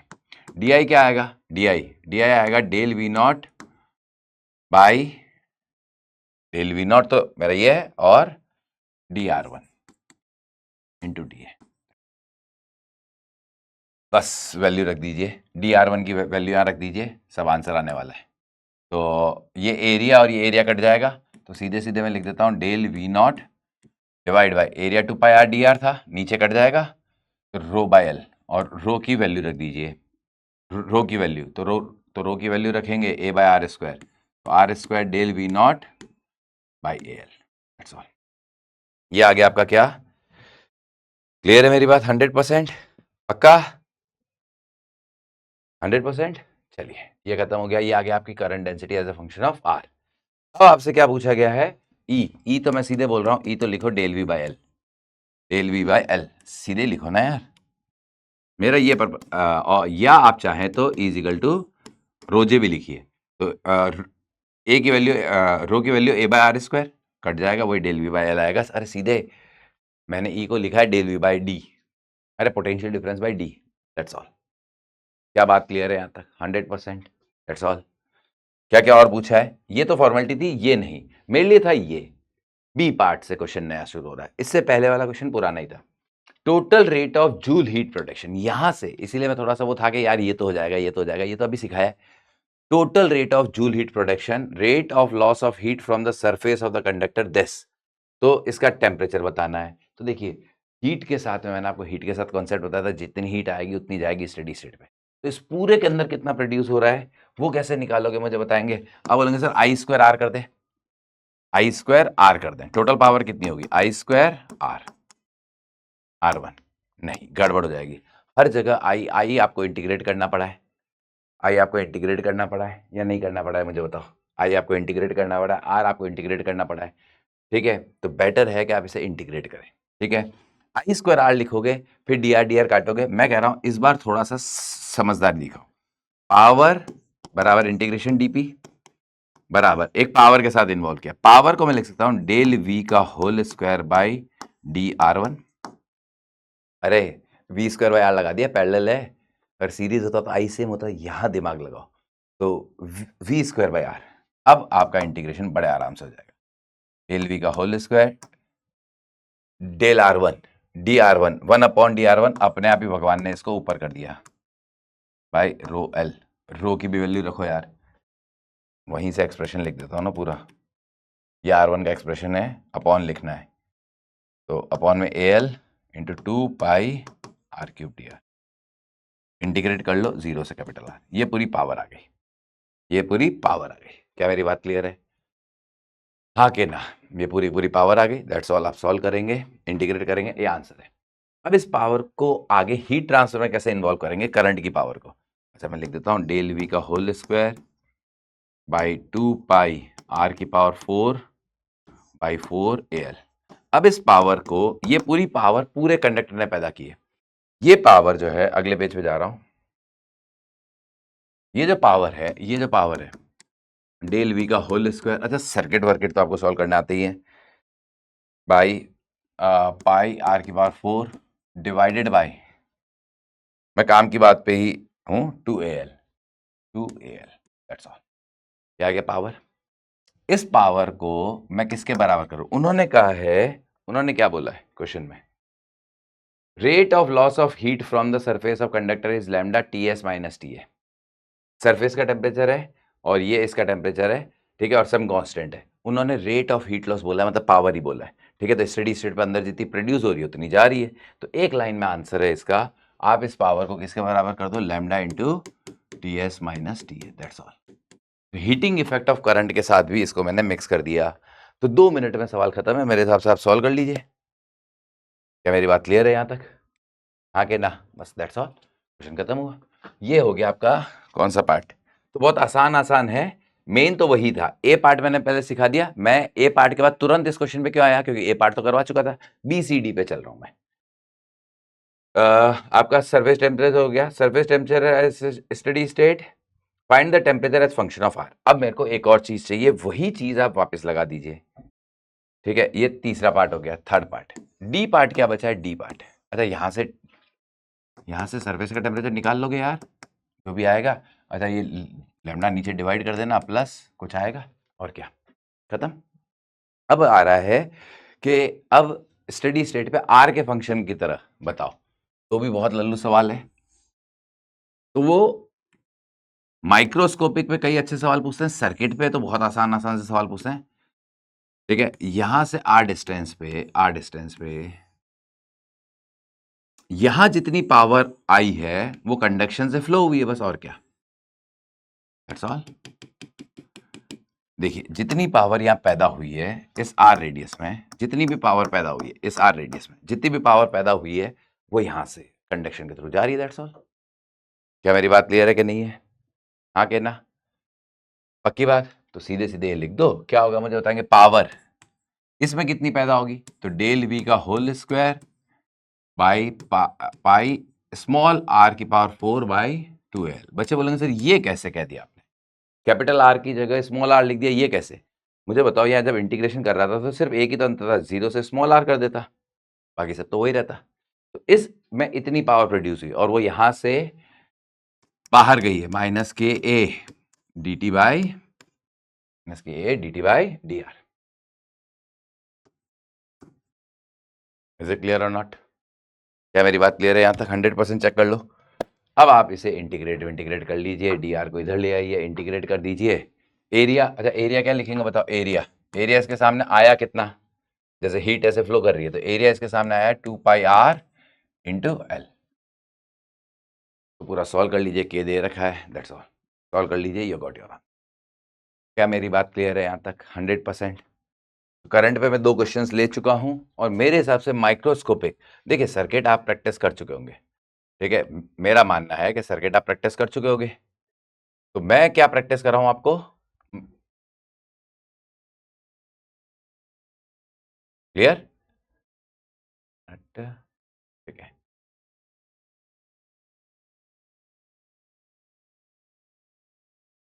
Okay, तो ये क्लियर, बाकी कैलकुलेट कर लोगे। डन। चलिए अगला क्वेश्चन कैपेसिटर से। ठीक है, सर्किट के एक दो क्वेश्चन डाल दूंगा अगर चाहिए होंगे तो, वरना ठीक है। सर्किट तो आप प्रैक्टिस कर ही रहे हो, सर्किट में बहुत ज़्यादा कुछ गंदा कुछ आता नहीं है। कोई किरचॉफ लॉ है, केवीएल लगाइए, ठीक है, दैट्स इट। ठीक है, पॉइंट पोटेंशियल लगाइए, सब कुछ हो जाता है। अभी अगला सवाल है डाइलेक्ट्रिक स्ट्रेंथ पे। डाइलेक्ट्रिक स्ट्रेंथ पे, ठीक है, मैं उससे कुछ पहले समझा देता हूँ। ठीक है, पहले कुछ बात कर लेता हूँ। डाइलेक्ट्रिक स्ट्रेंथ होती क्या है? देखिए, डाइलेक्ट्रिक कांस्टेंट सबको पता है। डाइलेक्ट्रिक कांस्टेंट क्या होता है उसकी बात मैं कर लेता हूँ। डाइलेक्ट्रिक कांस्टेंट, भाई मैं उन्हीं पॉइंट्स पे बात कर रहा हूँ क्योंकि देखिए मेरे पास सिर्फ 90 मिनट है। आप कई बार बच्चा कहता है कि सर इतना ही बताया, यार ईयर लॉन्ग बता रहा होता तो बहुत कुछ बताता। ठीक है, 90 मिनट है तो मैं सोच के आता हूँ कि ये शायद बात पता ना हो। बस ये एक मोड है, हो सकता है किसी बच्चे को बेनिफिट मिल जाए, किसी को ना मिले। डाइलेक्ट्रिक स्ट्रेंथ, डाइलेक्ट्रिक कांस्टेंट अगर के है तो हम ये मानते हैं कि अगर बाहर इलेक्ट्रिक फील्ड ई है तो अंदर आके ई बाई के हो जाएगा और बाहर निकल के वापस ई हो जाएगा, है ना। That's all. ठीक है, उससे जुड़ी जुड़ी सारी बातें बता रहा हूँ। ठीक है, डाइलेक्ट्रिक स्ट्रेंथ क्या होती है? डाइलेक्ट्रिक स्ट्रेंथ, डाइलेक्ट्रिक स्ट्रेंथ, ठीक है, उसी पे एक क्वेश्चन है, आसान सा है। तो डाइलेक्ट्रिक स्ट्रेंथ जो होती है वो होता है maximum electric field, maximum electric field, electric field in medium up to which it remain non conducting, remain non conducting, जब तक वो नॉन कंडक्टिंग रहे। ठीक है, कैपेसिटर में कैसे यही डाल सकती है? बिल्कुल डाल सकती है क्योंकि ब्रेकडाउन वोल्टेज उन्होंने डाला है। डाइलेक्ट्रिक स्ट्रेंथ डाल सकती है। ठीक है, तो डाइलेक्ट्रिक स्ट्रेंथ वो होती है, देखिए जैसे हवा की होती है 3 × 10⁶। ठीक है, 3 × 10⁶, आई थिंक 3 × 10⁶ होती है। ठीक है, फैक्ट बेस्ड चीज है तो मैं चेक कर लेता हूँ। ठीक है, डाइलेक्ट्रिक स्ट्रेंथ ऑफ एयर, हाँ 3 × 10⁶ होती है। ठीक है, तो जैसे एयर की जो होती है, एयर के लिए इसकी वैल्यू होती है 3 × 10⁶ वोल्ट पर मीटर। अरे क्रॉस चेक कर लेने में क्या जाता है। ठीक है, तो 3 × 10⁶। डाइलेक्ट्रिक स्ट्रेंथ का जो मीनिंग होता है, जैसे मान लीजिए हवा की क्यों बताई, बारिश में बिजलियां कड़कती है। जब बिजलियां कड़कती है तो जब लाइटिंग होती है तो आप देखिए हवा में करंट फ्लो हुआ है। लाइटिंग है क्या? हवा में ही तो करंट फ्लो हुआ है, तो मतलब हवा कंडक्टिंग बन गई। अच्छा, नॉर्मली कहाँ कंडक्टिंग होती है? नॉर्मली कंडक्टिंग होती तो मान लीजिए मुझे यहाँ बल्ब जलाना है, यहाँ सॉकेट है, मैं कहता करंट जाओ सीधे, ऐसा थोड़ी होता है, तार लगाना पड़ता है। ठीक है, या जैसे गैस लाइटर होता है, घर में देखा होगा गैस लाइटर, उसमें स्पार्क होता है, तो हवा में करंट फ्लो हुई है। वो हवा में करंट फ्लो करवानी है तो आपको कम से कम इतना इलेक्ट्रिक फील्ड चाहिए होगा, 3 × 10⁶ हर मीडियम का होता है। ठीक है, तो कैपेसिटर में कैसे काम आता है, अगर पैरेलल प्लेट कैपेसिटर है और उन्होंने आपको बोल दिया कि इस पे मैक्सिमम चार्ज बताओ, मैक्सिमम वोल्टेज बताओ, मैक्सिमम एनर्जी स्टोर बताओ, वगैरह वगैरह वगैरह। ठीक है, और इसमें एक डाइलेक्ट्रिक भर दिया। ठीक है, एक डाइलेक्ट्रिक भर दिया जिसका डाइलेक्ट्रिक कांस्टेंट है ई और डाइलेक्ट्रिक स्ट्रेंथ है ई नॉट। मैं इसको सिंबल दे देता हूं, लेट से ई नॉट। ठीक है, ई नॉट मान लीजिए, जो भी है सिंबल ई नॉट। ठीक है, तो एक चीज देखिएगा, मैक्सिमम इलेक्ट्रिक फील्ड बिना कैपेसिटर को खराब किए आप ई नॉट लगा सकते हो। तो ई नॉट बराबर क्या होगा मुझे बताएंगे, इसके cross potential difference by D. तो आप मैक्सिमम वोल्टेज जो लगा सकते हो that is E not by D. इसको बोलते हैं ब्रेकडाउन वोल्टेज, इसको बोलते हैं ब्रेकडाउन वोल्टेज, ब्रेकडाउन वोल्टेज। क्या मेरी बात क्लियर है? Breakdown voltage. तो ब्रेकडाउन वोल्टेज पे चाहिए क्वेश्चन पूछेंगे कितने कैपेसिटर सीरीज में लगाए वगैरह वगैरह वगैरह, तो उसको और नीचे लेवल पे ले आ सकते हैं। तो किसी का भी ब्रेकडाउन वोल्टेज आप बड़े आराम से निकाल सकते हैं, डाइलेक्ट्रिक स्ट्रेंथ दी हुई हो। इससे ज्यादा इलेक्ट्रिक फील्ड लगा दोगे तो मीडियम कंडक्टिंग हो जाएगा। क्लियर? पक्की बात। जैसे आपका जनरल वोल्टेज जो होता था सेमीकंडक्टर में, ठीक है, कि भैया वहां पे एकदम से उससे ज्यादा अगर आपने वोल्टेज लगा दिया तो वो मीडियम कंडक्टिंग बन जाता था, सेम वैसे ही, है ना। क्लियर? ये कैपेसिटर में यूज होता है। अब इसी को इस क्वेश्चन में यूज किया गया है जी। क्वेश्चन बहुत आसान है, थोड़ा बहुत उसमें एक्स्ट्रा डूज एंड डोंट्स हैं, बस दैट्स ऑल। कॉन्सेप्ट वही है। क्वेश्चन पढ़िए, क्वेश्चन पढ़िए। ठीक है, डाइलेक्ट्रिक की कॉम्बिनेशन, कैपेसिटर की चार्जिंग, ये सब मेरे हिसाब से आप चाहें तो इवन जेई मेंस में कैपेसिटर का जो मेरा करंट कैपेसिटर का जो वन शॉट है वो भी देख सकते हो, उसमें भी सर्किट का सिंपल एनालिसिस तो वहीं से क्लियर हो जाता है। डाइलेक्ट्रिक के चीज़ें वगैरह और इतना मेरे हिसाब से आपने किया होगा कॉम्बिनेशन वगैरह। अब ये है a capacitor consist of two air spaced concentric cylinders, ठीक है।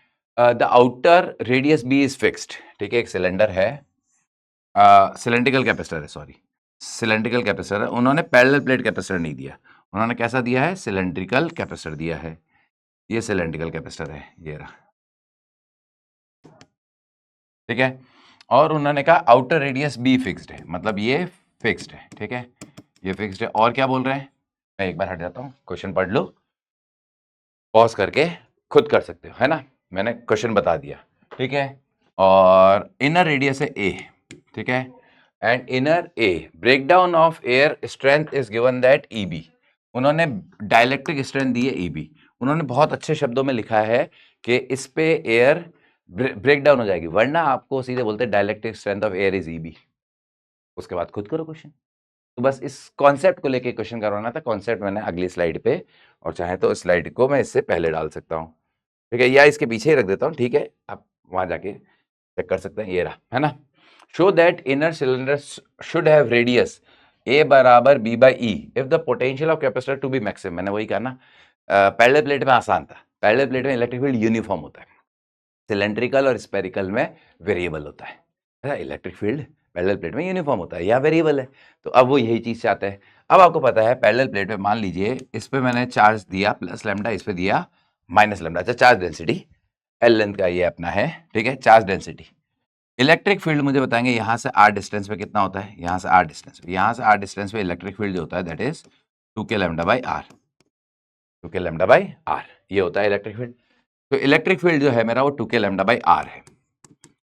मुझे बताइए मैक्सिमम इलेक्ट्रिक फील्ड कहाँ है, मैक्सिमम कहाँ है, मैक्सिमम ई कहाँ है। बस उसी से क्वेश्चन खत्म हो जाएगा। मैं अभी बी और सी ऑफ ए और बी ऑप्शन पढ़ ही नहीं रहा। मैक्सिमम इलेक्ट्रिक फील्ड कहाँ है, मैक्सिमम इलेक्ट्रिक फील्ड होगा यहीं पे। इन दोनों की बात करूँ तो यहाँ पे होगा। अरे यार, आर जब से छोटा होगा, ठीक है, तो मैक्सिमम इलेक्ट्रिक फील्ड होगा मेरा 2k लैम्डा बाई ए। अगर ये इलेक्ट्रिक फील्ड ई बी से जस्ट छोटा हुआ, आप बोलेंगे सर बराबर कर दिया। अरे बराबर का मतलब है जैसे ई बी है 50, तो मैंने 49.99999999 रखा है। हम फिजिक्स में ऐसा ही करते हैं, बराबर मान लेते हैं, जस्ट छोटा ही है, ठीक है। तो मतलब मुझे यहाँ से एक चीज पता चल गई, 2k लैम्डा की जगह मैं क्या लिख सकता हूँ, E B into A variable है मेरा यहाँ, ठीक है। तो इलेक्ट्रिक फील्ड कितना बन गया मुझे बताएंगे, 2k लैम्डा को हटा दो तो E B A by R, ये इलेक्ट्रिक फील्ड है मेरा। यहाँ ए भी वेरिएबल है और स्मॉल आर भी वेरिएबल है, ठीक है। अब उन्होंने क्या बोला, पोटेंशियल मैक्सिमाइज करो, ए पार्ट है, उन्होंने कहा पोटेंशियल मैक्सिमाइज करो, ठीक है। मैं काम करता हूँ, इसको कॉपी पेस्ट कर लेता हूँ यहाँ से, तो ठीक है। उन्होंने पहला पार्ट कहा है पोटेंशियल मैक्सिमाइज करो, तो पोटेंशियल क्या होगा मुझे बताएंगे, integration E dot D R. आप बोलेंगे सर माइनस, मैं सिर्फ मैग्नीट्यूड की बात कर रहा हूँ, मैं वोल्टेज की बात कर रहा हूँ, है ना। तो वो जो आएगा वो ये साइन के साथ बताएगा। वैसे इलेक्ट्रिक फील्ड आउटवर्ड है तो ये हायर पोटेंशियल होगा, ये लोअर होगा तो यहाँ से यहाँ जाओगे तो अपने आप नेगेटिव ही आएगा, ठीक है।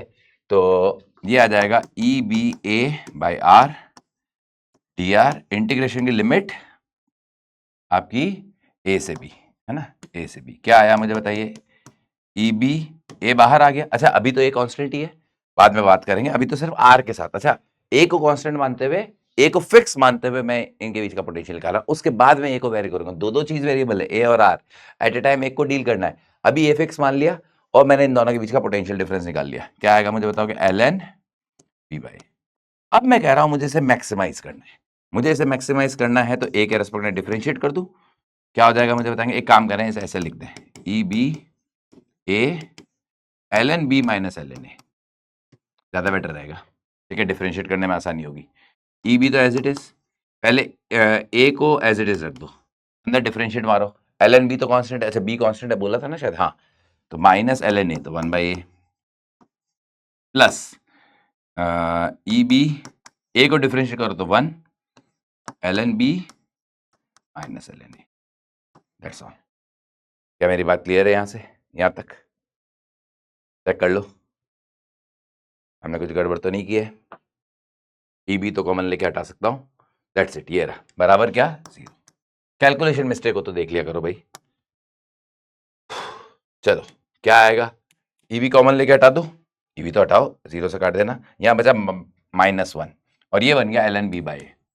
L N B by A बराबर, ये -1 उधर गया तो 1, तो बी बाई ए आ गया, इसको एल एन को उधर ले जाओ तो पावर ई हो गया, ए की वैल्यू आ रही है मेरी बी बाई ई, और शायद मेरे हिसाब से पहला ऑप्शन यही था कि रेडियस जो होनी चाहिए that should be B by. क्या मेरी बात क्लियर है? अच्छे से समझ में आया? यहाँ डाइलेक्ट्रिक स्ट्रेंथ समझाया प्लस सिलेंड्रिकल कैपेसिटर भी ले लिया। मैं अनटच्ड पहलू ले रहा हूं कि जो आपकी तैयारी में बूस्ट करते हैं। ठीक है, चलिए सभी लोग एक ही जैसा अगर मटेरियल कराएंगे तो फिर आपको फायदा क्या होगा? तो देखिए मैंने ये दिमाग लगाया कि भाई जब सब लोग करवा रहे हैं तो मैं ये चीज करवा देता हूँ जो नहीं हो पा रही हो, मान लो तो वो चीज। ठीक है, क्लियर, पक्का? That's all. और अब तक बच्चों ने अप्रिशिएट ही किया, मैं आपके कमेंट वमेंट देखता हूँ तो अप्रिशिएट ही कर रहे हैं बच्चे, कह रहे हैं हाँ ठीक है बढ़िया है। जैसे आज हमने जे एडवांस का एक क्वेश्चन उठाया, उसकी पूरी चीर फाड़ कर दी और उससे पूरा कॉन्सेप्ट खुल गया। वो क्वेश्चन इंपॉर्टेंट नहीं था, पूरा कॉन्सेप्ट पूरा माइक्रोस्कोपिक समझ लिया हमने। ठीक है, यहाँ डाइलेक्ट्रिक स्ट्रेंथ समझ लिया प्लस सिलेंड्रिकल कैपेसिटर भी खेल लिया। अभी एक और चीज आएगी, एनर्जी डेंसिटी। एनर्जी तो कैपेसिटर में एनर्जी डेंसिटी बड़े आराम से कैलकुलेट, मतलब एनर्जी डेंसिटी के भी बहुत सारी चीजें कैलकुलेट कर सकते हो। अभी देखो अपने अगले पेज पे चलते हैं। इलेक्ट्रिक फील्ड तो आ ही गया था। अब उन्होंने कहा है कि ये रेडियस होनी चाहिए अगर energy per unit length of system to be maximize. Energy per unit length, अब एनर्जी आप चाहें तो हाफ सी वी स्क्वायर से लिख सकते हैं, हाफ सी वी स्क्वायर से। तो सिलेंड्रिकल कैपेसिटर का आपको कैपेसिटेंस पता है, वी पोटेंशियल डिफरेंस अभी निकाल लिया, उससे लिख सकते हैं हाफ सी वी स्क्वायर, बिल्कुल बिंदास लिख सकते हैं, बिंदास। लेकिन हम बेसिक पे जाएंगे क्योंकि मान लो वो कोई और कैपेसिटर दे दे जिसका ई वी हम निकाल पा रहे हो तो ठीक है, हम तो बेसिक से कर लेते हैं। मैंने आपको कहा था एनर्जी जो होगी, एनर्जी यहां से शुरू कर देता हूं। एनर्जी जो होगी that is half epsilon naught E square into D V, शायद याद है लास्ट लेक्चर में बताया था, इलेक्ट्रोस्टैट का यूज कर रहा हूं। तो हाफ एप्सिलॉन नॉट अंदर ही रखता हूं, सब बाहर एक साथ निकाल लूंगा। ई की जगह क्या लिख दूंगा, E B A by R का होल स्क्वायर डीवी। डीवी अब मेरे को वॉल्यूम कैसा लेना पड़ेगा, ऐसा, ये एक एलिमेंट ले लूं सिलेंड्रिकल स्पेयर, मैंने पिछली बार निपटा दिया, इस बार मैं ये निपटा रहा हूं। यहां से आर डिस्टेंस पे डी आर थिकनेस का। ठीक है, इसका वॉल्यूम बताइए।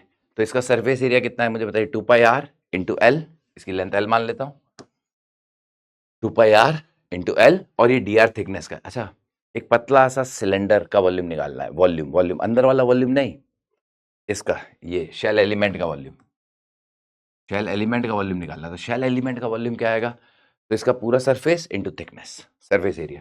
तो सरफेस एरिया कितना है मुझे बताएंगे, वो है 2 pi R L into D R, that's all. अब उन्होंने जब भी सिलेंड्रिकल कैपेसिटर पूछते हैं वो जानबूझ के पर यूनिट लेंथ ही पूछते हैं, क्योंकि एल दिया नहीं होता, क्योंकि इन्फाइनाइट लॉग मानना होता है, तो एल को इधर लिया है। तो यू बाई एल एक टर्म है, यू बाई एल एक टर्म है, वो कितनी आ रही है यहां से निकालिए, half epsilon naught E B square A square by R square और 2 पाई आर। इंटीग्रेशन की लिमिट ए से बी, इसको कुछ टर्म मान लो, z मान लेता हूं। z कितना आया बताओ, z यहां से थोड़ी सी कैलकुलेशन है, क्या बना, 2 गया शायद, है ना, 2 गया, क्या बना, pi epsilon naught E B square, ये सब तो कांस्टेंट है मेरे लिए, काम के भी नहीं है, ए स्क्वायर भी बाहर, यहां भी एल एन बी बाई ए बन रहा है, यहां भी एल एन बी बाई ए बन रहा है, 1 बाई आर। कैलकुलेशन तो कुछ गलत नहीं की ना, इलेक्ट्रिक फील्ड सही लिखा है, 1 बाई आर के प्रोपोर्शनल होगा, वॉल्यूम आर के प्रोपोर्शनल होगा, तो हाँ 1 बाई आर आएगा, ठीक है। अब आपको इसे मैक्सिमाइज करना है तो डिफरेंशिएट मार दो, ए के रेस्पेक्ट में D Z by D A, D Z by D ए। ठीक है, ये सब कांस्टेंट है, हटाओ साइड में, हटाओ ना इनको, ये तो कट ही जाएंगे, ये नहीं है, ए नहीं है। ठीक है, तो पहले ए स्क्वायर को बाहर रखा और अरे इसको लिख दो L N B minus L N A. अरे ए वेरिएबल, अब ए वेरी कर रहा हूँ, ये तो कांस्टेंट है, तो कांस्टेंट तो वैसे भी 0 के बराबर कर दूंगा और हटा देना। ए स्क्वायर को बाहर रखा, L N B by A, इसको डिफरेंशिएट करना है, L N B minus L N A, differentiate करो तो -1 by A plus A square को बाहर, ए स्क्वायर को तो रख दिया था, L N B by A को बाहर रखा तो 2a L N B by, that's all, बराबर 0। यहां से क्या आया मुझे बताएंगे, ए कट गया और ये ए भी कट गया, तो -12 L N B by A बराबर हाफ आ रहा है। तो इसका मतलब b बाई ए बराबर e की पावर हाफ, तो √e लिख दूं, तो a बराबर आ रहा है b बाई √e, चेक कर लीजिए, ऐसा ही है? बिल्कुल सही है, बिल्कुल सही है। क्या मेरी बात क्लियर है? समझाना था dielectric strength, energy per unit length सबसे ज़्यादा स्टोर्ड हो, तो ये आपको ये कह रहा है कि हमें कैपेसिटर, देखिए अगर आप इसे समझें तो ये ऐसा है कि हमें कैपेसिटर ऐसा बनाना है जो ज़्यादा से ज़्यादा एनर्जी स्टोर कर रहा है। लेंथ मान लो फिक्स कर दी, उन्होंने कहा ए वेरी कर रहे हैं, ज़्यादा से ज़्यादा एनर्जी स्टोर करे। और ये तो प्रैक्टिकल सवाल है यार, बिल्कुल प्रैक्टिकल सवाल है। जेईई वाले वैसे भी प्रैक्टिकल सवाल ज़्यादा बनाते हैं कि भाई आपको एक ऐसा कैपेसिटर बनाना है, सिलिंड्रिकल कैपेसिटर बनाना है, ठीक है? क्योंकि पैरेलल प्लेट कैपेसिटर आसान है, इलेक्ट्रिक फील्ड यूनिफॉर्म है। उन्होंने कहा हमें एक ऐसा हमें एक कैपेसिटर बनाना है सिलिंड्रिकल जिसमें ज़्यादा से ज़्यादा वोल्टेज झेल पाए। उन्होंने कहा बार वाली रेडियस फिक्स है। बार वाली रेडियस फिक्स कैसे है? मान लो उसे मुझे जिस मशीन में फिट करना है, मान लो पंखे पे लगे हुए होते हैं कंडेंसर सिलेंडर, देखे हैं? सिलेंडर, अरे कंडेंसर तो कई जगह देखे होंगे। उन्होंने कहा बार वाली रेडियस फिक्स है, अंदर वाली तुम चेंज कर दो, मुझे मैक्सिमम वोल्टेज चाहिए। आप बोलेंगे सर अंदर वाली रेडियस 0 कर दो, ऐसा थोड़ी होता है। अगर आप अंदर वाली रेडियस कम कर दोगे तो इलेक्ट्रिक फील्ड भी बढ़ जाएगा, और एक टाइम आएगा जब वो इलेक्ट्रिक फील्ड डाइलेक्ट्रिक स्ट्रेंथ से ज़्यादा हो जाएगा, तो इस बात का ध्यान रखना है। तो प्योर इंजीनियरिंग क्वेश्चन ही तो है ये। बाहर वाली रेडियस फिक्स रखते हैं, अंदर वाले को वेरी कर रहे हैं। अंदर वाले को बहुत कम नहीं कर सकते, डाइलेक्ट्रिक स्ट्रेंथ का ध्यान रखना पड़ेगा। तो उसी के साथ क्वेश्चन था। उन्होंने कहा नहीं नहीं, हमें कैपेसिटर मैक्सिमम वोल्टेज पे नहीं चाहिए, ज़्यादा से ज़्यादा एनर्जी स्टोर करे। ये रहा, सेम स्पेयर में खेल सकते हो, मुद्दा वही है, चीज़ वही है, उसमें थोड़ी सी मैथ्स डिफरेंट हो जाएगी, फिजिक्स तो वही लगेगी। क्लियर है मेरी बात? तो उसके साथ मिक्स्ड होके एक क्वेश्चन था ये। कोई डाउट? चलिए, ये रहा डाइलेक्ट्रिक स्ट्रेंथ, मैंने पूरा पढ़ा दिया। अगला सवाल, इस सवाल में वैसे तो मैं पूरा डेरिवेशन करने के मूड में था, लेकिन डेरिवेशन बहुत लंबा चला जाता है तो मैं डेरिवेशन कर नहीं रहा, ठीक है? इस सवाल में है क्या, इस क्वेश्चन में है क्या? इस क्वेश्चन में एक metal ball of radius r is surrounded by a homogeneous medium of dielectric constant k and resistivity rho. A ball is given charge q at t0 which start leaking through the medium toward infinity. After how much time will the charge become q by 2? इस तरह का question JEE ने पूछा, लेकिन आधा पूछा उन्होंने current density का, सिर्फ ग्राफ बनवाया तो अगेन ग्राफ का इंट्यूशन से आंसर दे देते बच्चे लोग कि ऐसे डिक्रीज कर रहा है, यही मोस्ट अप्रोप्रिएट है। मैंने इस पे न्यूमेरिकल पूछ लिया। सुनिए, जब भी सेल्फ डिस्चार्जिंग होगी, ठीक है, मैं इसे बताता हूँ। मैं कॉन्सेप्ट क्या कवर करने आया हूँ यहाँ, सेल्फ डिस्चार्जिंग ऑफ कैपेसिटर।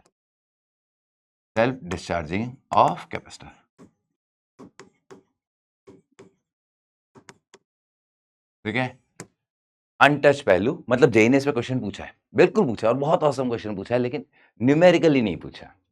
तो लोगों ने उसका इंट्यूशन से आंसर दे दिया, ग्राफ ऐसा आएगा, ये आएगा, वो आएगा, ठीक है। मैं तो क्लास में डिस्कस करता हूँ, मैं तो कहता हूँ चलो न्यूमेरिकली करेंगे, आओ न्यूमेरिकली करेंगे, इंट्यूशन क्या होता है। हाँ, इंट्यूशन से हो गया, एग्जाम में करना चाहिए, मैं मना नहीं कर रहा, टाइम बचाओ, लेकिन आना पूरा चाहिए। सेल्फ डिस्चार्जिंग ऑफ कैपेसिटर क्या होता है? अगर कैपेसिटर रियल लाइफ में बहुत टाइम तक पड़ा रह जाए तो वो खुद ही डिस्चार्ज होता है। हमें पता है कि कैपेसिटर को चार्ज करके रख सकते हो, ये हमने पढ़ा है थियोरेटिकली, आइडियली। लेकिन कैपेसिटर को रियल लाइफ में जब आप रख देते हो तो वो अपने आप धीरे धीरे धीरे धीरे डिस्चार्ज होता जाता है, ठीक है? तो वो जो डिस्चार्ज होता जाता है, वो कैसे होता है? जबकि हम तो बीच में मान के चल रहे हैं कि जो डाइलेक्ट्रिक है वो परफेक्ट नॉन कंडक्टिंग है। परफेक्ट कुछ नहीं होता, परफेक्शन इज ए मिथ। हमेशा बोलता हूँ परफेक्शन इज ए मिथ, ठीक है? तो ये परफेक्ट नॉन कंडक्टिंग नहीं है, थोड़ा बहुत करंट तो फ्लो होगा। मान लीजिए इस पे चार्ज Q है, इस पे माइनस Q है। ये जो डाइलेक्ट्रिक है, इसकी विड्थ है D, एरिया है A। ये जो डाइलेक्ट्रिक है, इसका डाइलेक्ट्रिक कांस्टेंट है K और रेजिस्टिविटी रो है। आइडियल हम क्या मानते हैं, याद रखिएगा, आइडियल सिचुएशन जो है, आइडियल हम रो को मानते हैं इनफाइनिट, मतलब कैपेसिटर की प्लेटों के बीच में चार्ज फ्लो नहीं होता। ये मेरे हिसाब से क्लियरिटी है आपको, ये हम मानते हैं आइडियली कि कैपेसिटर के प्लेटों के बीच में से चार्ज फ्लो नहीं होता। क्या मेरी बात क्लियर है ना? तो आइडियली ये मानते हैं तो कभी चार्ज फ्लो नहीं होता, लेकिन अभी मैंने फाइनाइट माना है। अब फाइनाइट माना है तो मुझे बताइए, ये जो चार्ज है प्लस Q, ये माइनस Q की तरफ फ्लो होगा। हाँ, रेजिस्टिविटी बहुत हाई है तो धीरे धीरे होगा, और Q और माइनस Q मिलके धीरे धीरे जीरो की तरफ भाग जाएंगे। क्लियर? चलिए, तो अब इसमें यह है कि इसको सॉल्व कैसे करें। कुछ नहीं, बहुत लल्लू सा है, ये आरसी डिस्चार्जिंग है, दैट्स ऑल। ये आरसी डिस्चार्जिंग है, ये कैपेसिटेंस को यहीं रहने दीजिए, रेजिस्टेंस को बाहर निकाल दीजिए। कैपेसिटेंस को यहीं रहने दीजिए और रेजिस्टेंस को बाहर निकाल दीजिए, दैट्स ऑल। खत्म। बता बोलेंगे सर रेजिस्टेंस बाहर कैसे आ गया, ऐसे कैसे? एक चीज बताओ, ये डाइलेक्ट्रिक कांस्टेंट भी इन दोनों के बीच में, रेजिस्टेंस भी तो इन दोनों प्लेटों के बीच में ही है, इस प्लेट और इस प्लेट के बीच में। मैंने कनेक्शन बाहर से लगा दिया, बात तो वही है, ये रेजिस्टेंस अंदर लगा था, बात तो वही है। ठीक है, ये रहा। अब ये हो गया इस रेजिस्टेंस। अब आपको पता है कि चार्ज डिस्चार्जिंग का फॉर्मूला पता है, Q is equal to Q not E की power minus T by R C. तो अगर मैं आपको R इंटू सी दे दूं तो काम हो जाएगा, दैट्स ऑल। R इंटू सी, तो टाइम कांस्टेंट R इंटू सी, R लिखिए इसका R, इसका R लिखिए, तो रो, अच्छा लेंथ कितनी है D by area A। Capacitance लिखिए, कैपेसिटेंस लिखिए, कैपेसिटेंस जो होगा इसका वो एरिया A है, डाइलेक्ट्रिक कांस्टेंट K है, तो हम इसे लिखेंगे A K epsilon naught by D। A cut गया, डी कट गया, ये आएगा, ध्यान से देखिए, टो क्या आएगा, रो के एप्सिलॉन नॉट।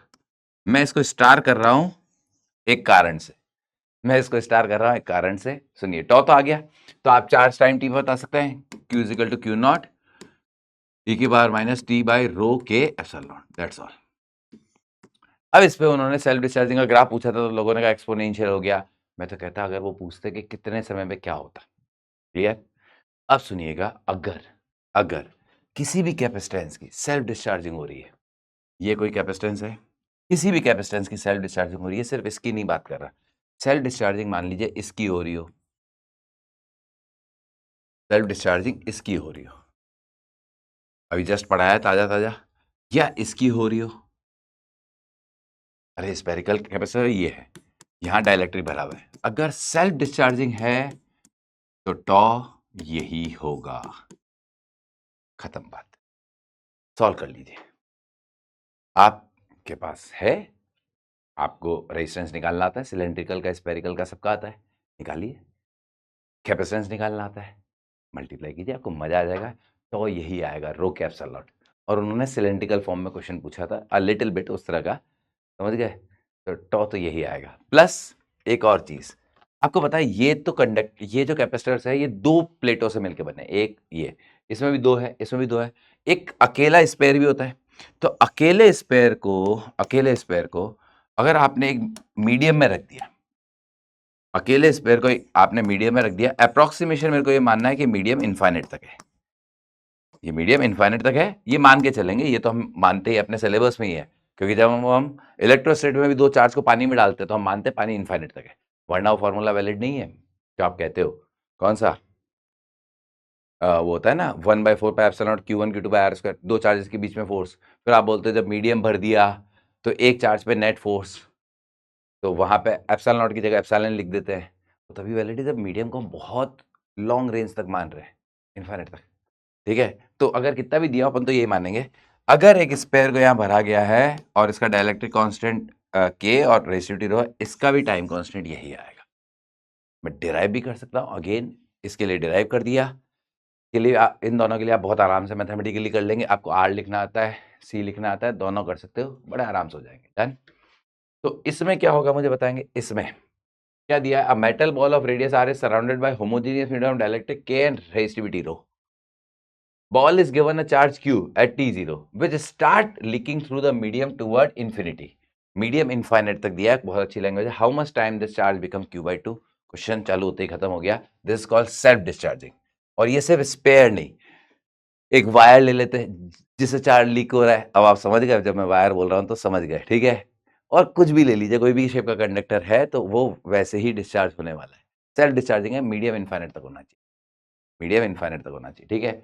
तो इसका जो टॉ आएगा दैट इज रो के एप्सिलॉन नॉट, दैट्स ऑल, यही मैं आपको कहना चाह रहा था। और डिस्चार्जिंग का सीधे फॉर्मूला लगाइए, Q is equal to Q, अच्छा इनिशियली Q है e की पावर माइनस टी बाई टॉ।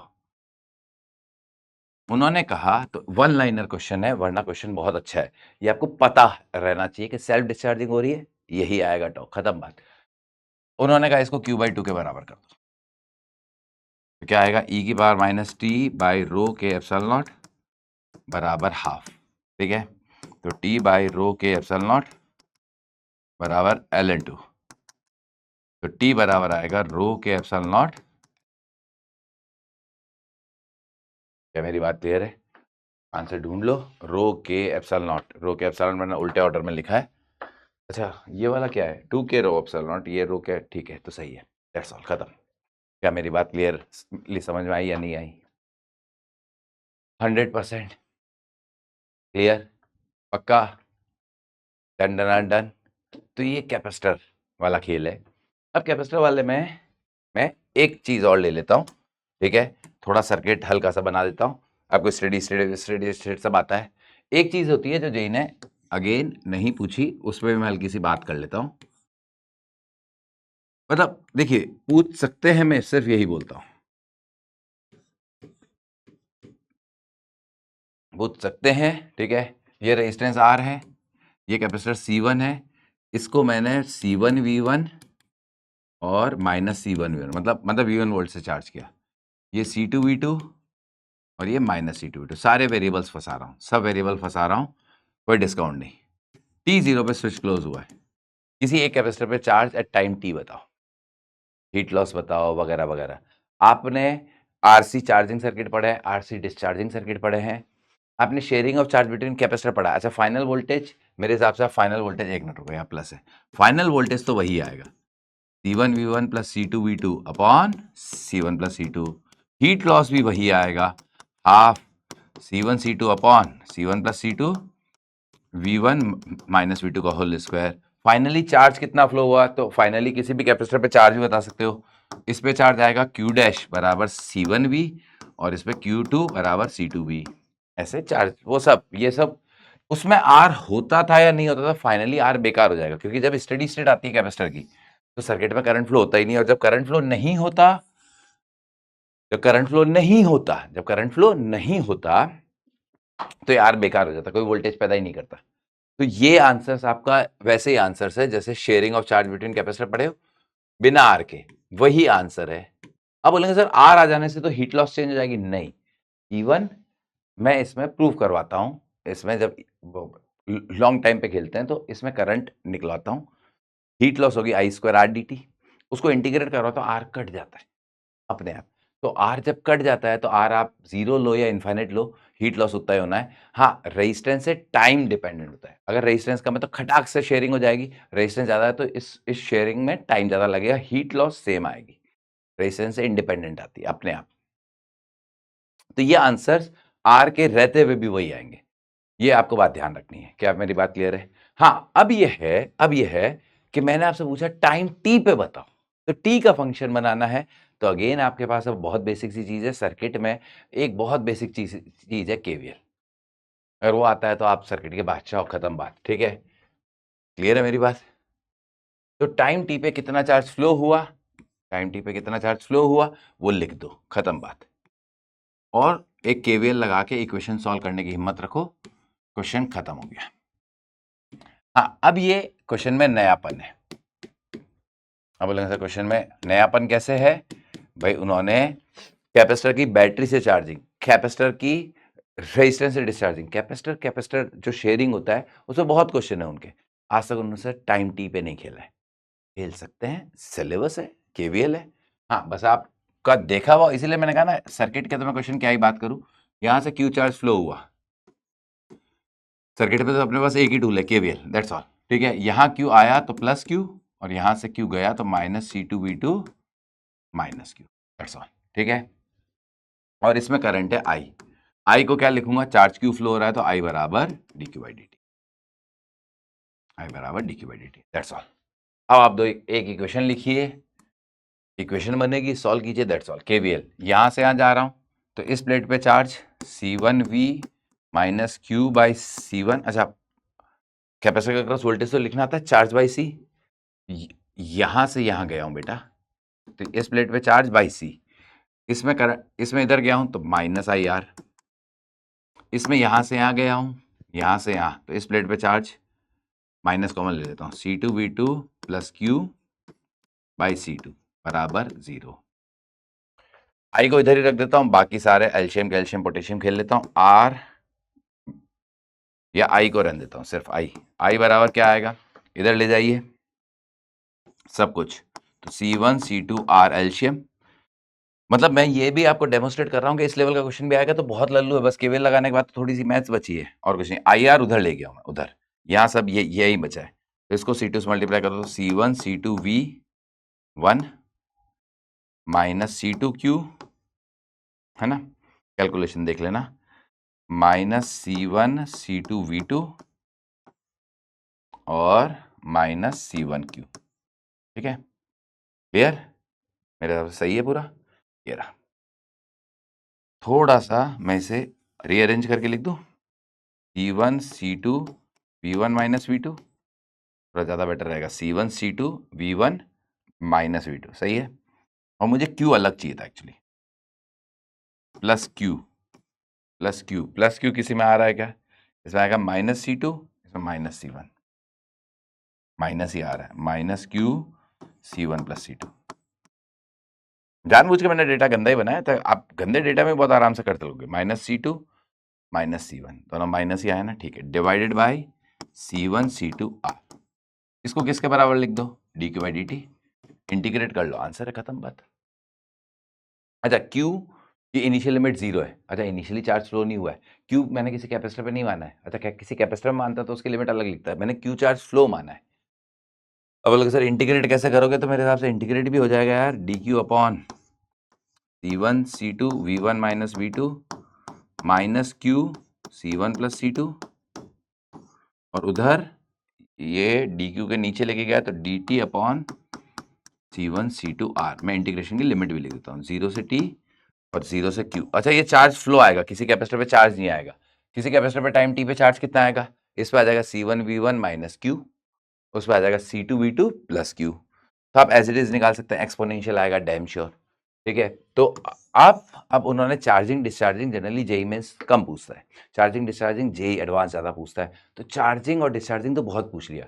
एक और चीज़ है जो उनको बहुत पसंद है, sharing of charge between capacitors, उसका कभी उन्होंने टाइम के साथ गेम नहीं खेला, तो मैंने कहा ये भी एक अनटच्ड पहलू हो सकता है जिसे आप देख सकते हैं।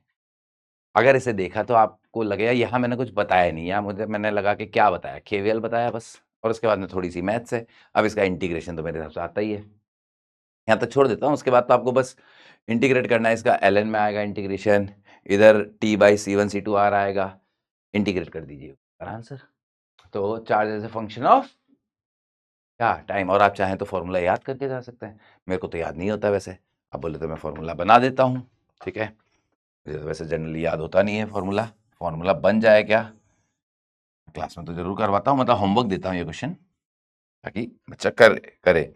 यहाँ पर माइनस, तो -1 बाई C1 प्लस C2 बाहर आ जाएगा, ln पहले अपर लिमिट रखो, तो C1 C2 V1 minus V2, ठीक है, minus Q C1 plus C2 divided by C1 C2 V1 minus V2, done. अच्छा Q 0 बराबर T C1 C2 by R, by chance बन जाता हूँ, मुझे नहीं पता, ठीक है, क्या बन गया, कोई इसका टॉ ही पूछ लेता तो टॉ आ गया, C1 C2 V1 minus V2 minus Q C1 plus C2 divided by C1 C2, मैं तो टॉ तक निकाल के दे रहा हूँ, बराबर e की पावर, ये उधर लेके गया, e की पावर आ रहा है minus C1 plus C2 t by C1 C2 R, लीजिए शायद, अच्छा दोनों कैपेसिटर पैरेलल में आ गए, अरे अच्छा टॉ बड़ा आसान से आ गया है, अच्छा टॉ क्या होता है, RC, मतलब दोनों कैपेसिटर पैरेलल जैसे आ गए, अरे टॉ क्या आया, टॉ, तो अरे बहुत बढ़िया, वो सिर्फ टॉ पूछ लेते, तो टॉ क्या आया बताइए, टॉ होता है RC, तो वो आ रहा है R C1 C2 upon C1 plus C2, तो अरे ये तो एग्जाम पॉइंट ऑफ व्यू के हिसाब से याद भी हो गया, चलो अब मुझे भी याद रह जाएगा, वैसे तो मैं फॉर्मूला में बिलीव नहीं करता, तो C1 C2 तो R इंटू सी इक्वलेंट, दोनों को पैरेलल मान लिया, अब बच्चे कहेंगे सर सीरीज था पैरेलल था, अब मैं मुझे नहीं पता, मैंने तो सीधे से एक चीज़ की, मैंने तो मैथ्स लगाई, अब इसके आगे जोड़ बाकी गुणा भाग करके भी आप charge Q at time t आ जाएगा, किसी एक कैपेसिटर पे चाहिए तो वो भी आ जाएगा, चार्ज फ्लो कितना हुआ ये पूछ सकते हैं, करंट पूछ सकते हैं टाइम t पे, तो क्या करोगे, इस Q को डिफरेंशिएट कर दो, ये अनएक्सप्लोर्ड टेरिटरी है, जैसे टॉ एकदम नया आ गया, तो ये अनएक्सप्लोर्ड टेरिटरी है। क्या मेरी बात क्लियर है, यहाँ तक कोई बात समझ में नहीं आई है तो बताइए, ठीक है। मैंने अच्छा सर्किट के क्वेश्चंस वगैरह नहीं लिए, सर्किट ठीक है, सर्किट तो आप मेरे हिसाब से प्रैक्टिस करंट इलेक्ट्रिसिटी में तो सर्किट की प्रैक्टिस की होगी, और अब कई बच्चों का होता है सर वो इनफाइनाइट ग्रिड वाला सवाल करवा दो, मैं करवाने को करवा दूंगा, या कुछ इस टाइप के गंदे गंदे सवाल करवा दो, जेईई में आते नहीं है यार। बच्चा बोले सर आ सकते हैं, बहुत कम प्रोबेबिलिटी है, मेरा ऐसा मानना है। क्योंकि जैसे नीट में भी वो सरफेस टेंशन वाला क्वेश्चन आया, को आउट ऑफ द ब्लू थोड़ी था तो बेसिक से ही यार, मैंने पूरा आपको एक्सप्लेन किया। मैंने कहा कैपिलरी राइजिंग के कॉन्सेप्ट से कैसे ये सॉल्यूशन आया, 2 तरीके, तो बेसिक था। हाँ, कभी-कभार उल्टे-पुल्टे आ जाते हैं, तो इतना तो प्रोबेबिलिटी लेके चलो यार। उस उल्टे-पुल्टे के चक्कर में आपको हर चैप्टर 5 गुना पढ़ना लग पड़ जाएगा। नेट ग्रिड वगैरह सब हम कर, अगर टाइम होता तो करवा देता हूँ, लेकिन मुझे लगता नहीं है। या कुछ गंदे से वो सर्किट, जेईई नहीं पूछता, जेईई पता है 2 लूप में खेल जाता है। जेईई कहता है अच्छा सर्किट आता है तुम्हें, लो माइक्रोस्कोपिक बताओ। उसमें मैंने अच्छा खासा टाइम खर्च किया, क्योंकि मुझे लगता है, और आप उनके प्रीवियस ईयर क्वेश्चन उठा के देखिए, उसमें बहुत सारे क्वेश्चन मिलेंगे। आएगा नहीं आएगा मुझे नहीं पता, लेकिन उनको पता है कि यार बहुत हैवी चीज़ नहीं पूछनी, बहुत बेसिक से पूछ लो। वो बहुत बेसिक बेसिक में खेलने में ही बिलीव करते हैं। That's all. तो खुश रहिए, पढ़ते रहिए, मस्त रहिए, बिंदास। टेस्ट में जितने भी नंबर आ रहे हो, आप ईमानदारी से मेहनत कर रहे हो, कॉन्सेप्ट सीख के क्वेश्चंस कर रहे हो, क्वेश्चन के पीछे मत भागो, कॉन्सेप्ट के पीछे भागो। तो एडवांस बड़ा आसान है, और एडवांस के पेपर में बिल्कुल पैनिक करना नहीं है। तो वैसे मैं लास्ट लेक्चर में बताऊंगा भी। तो टाटा एंड बाय बाय। ठीक है, बाय।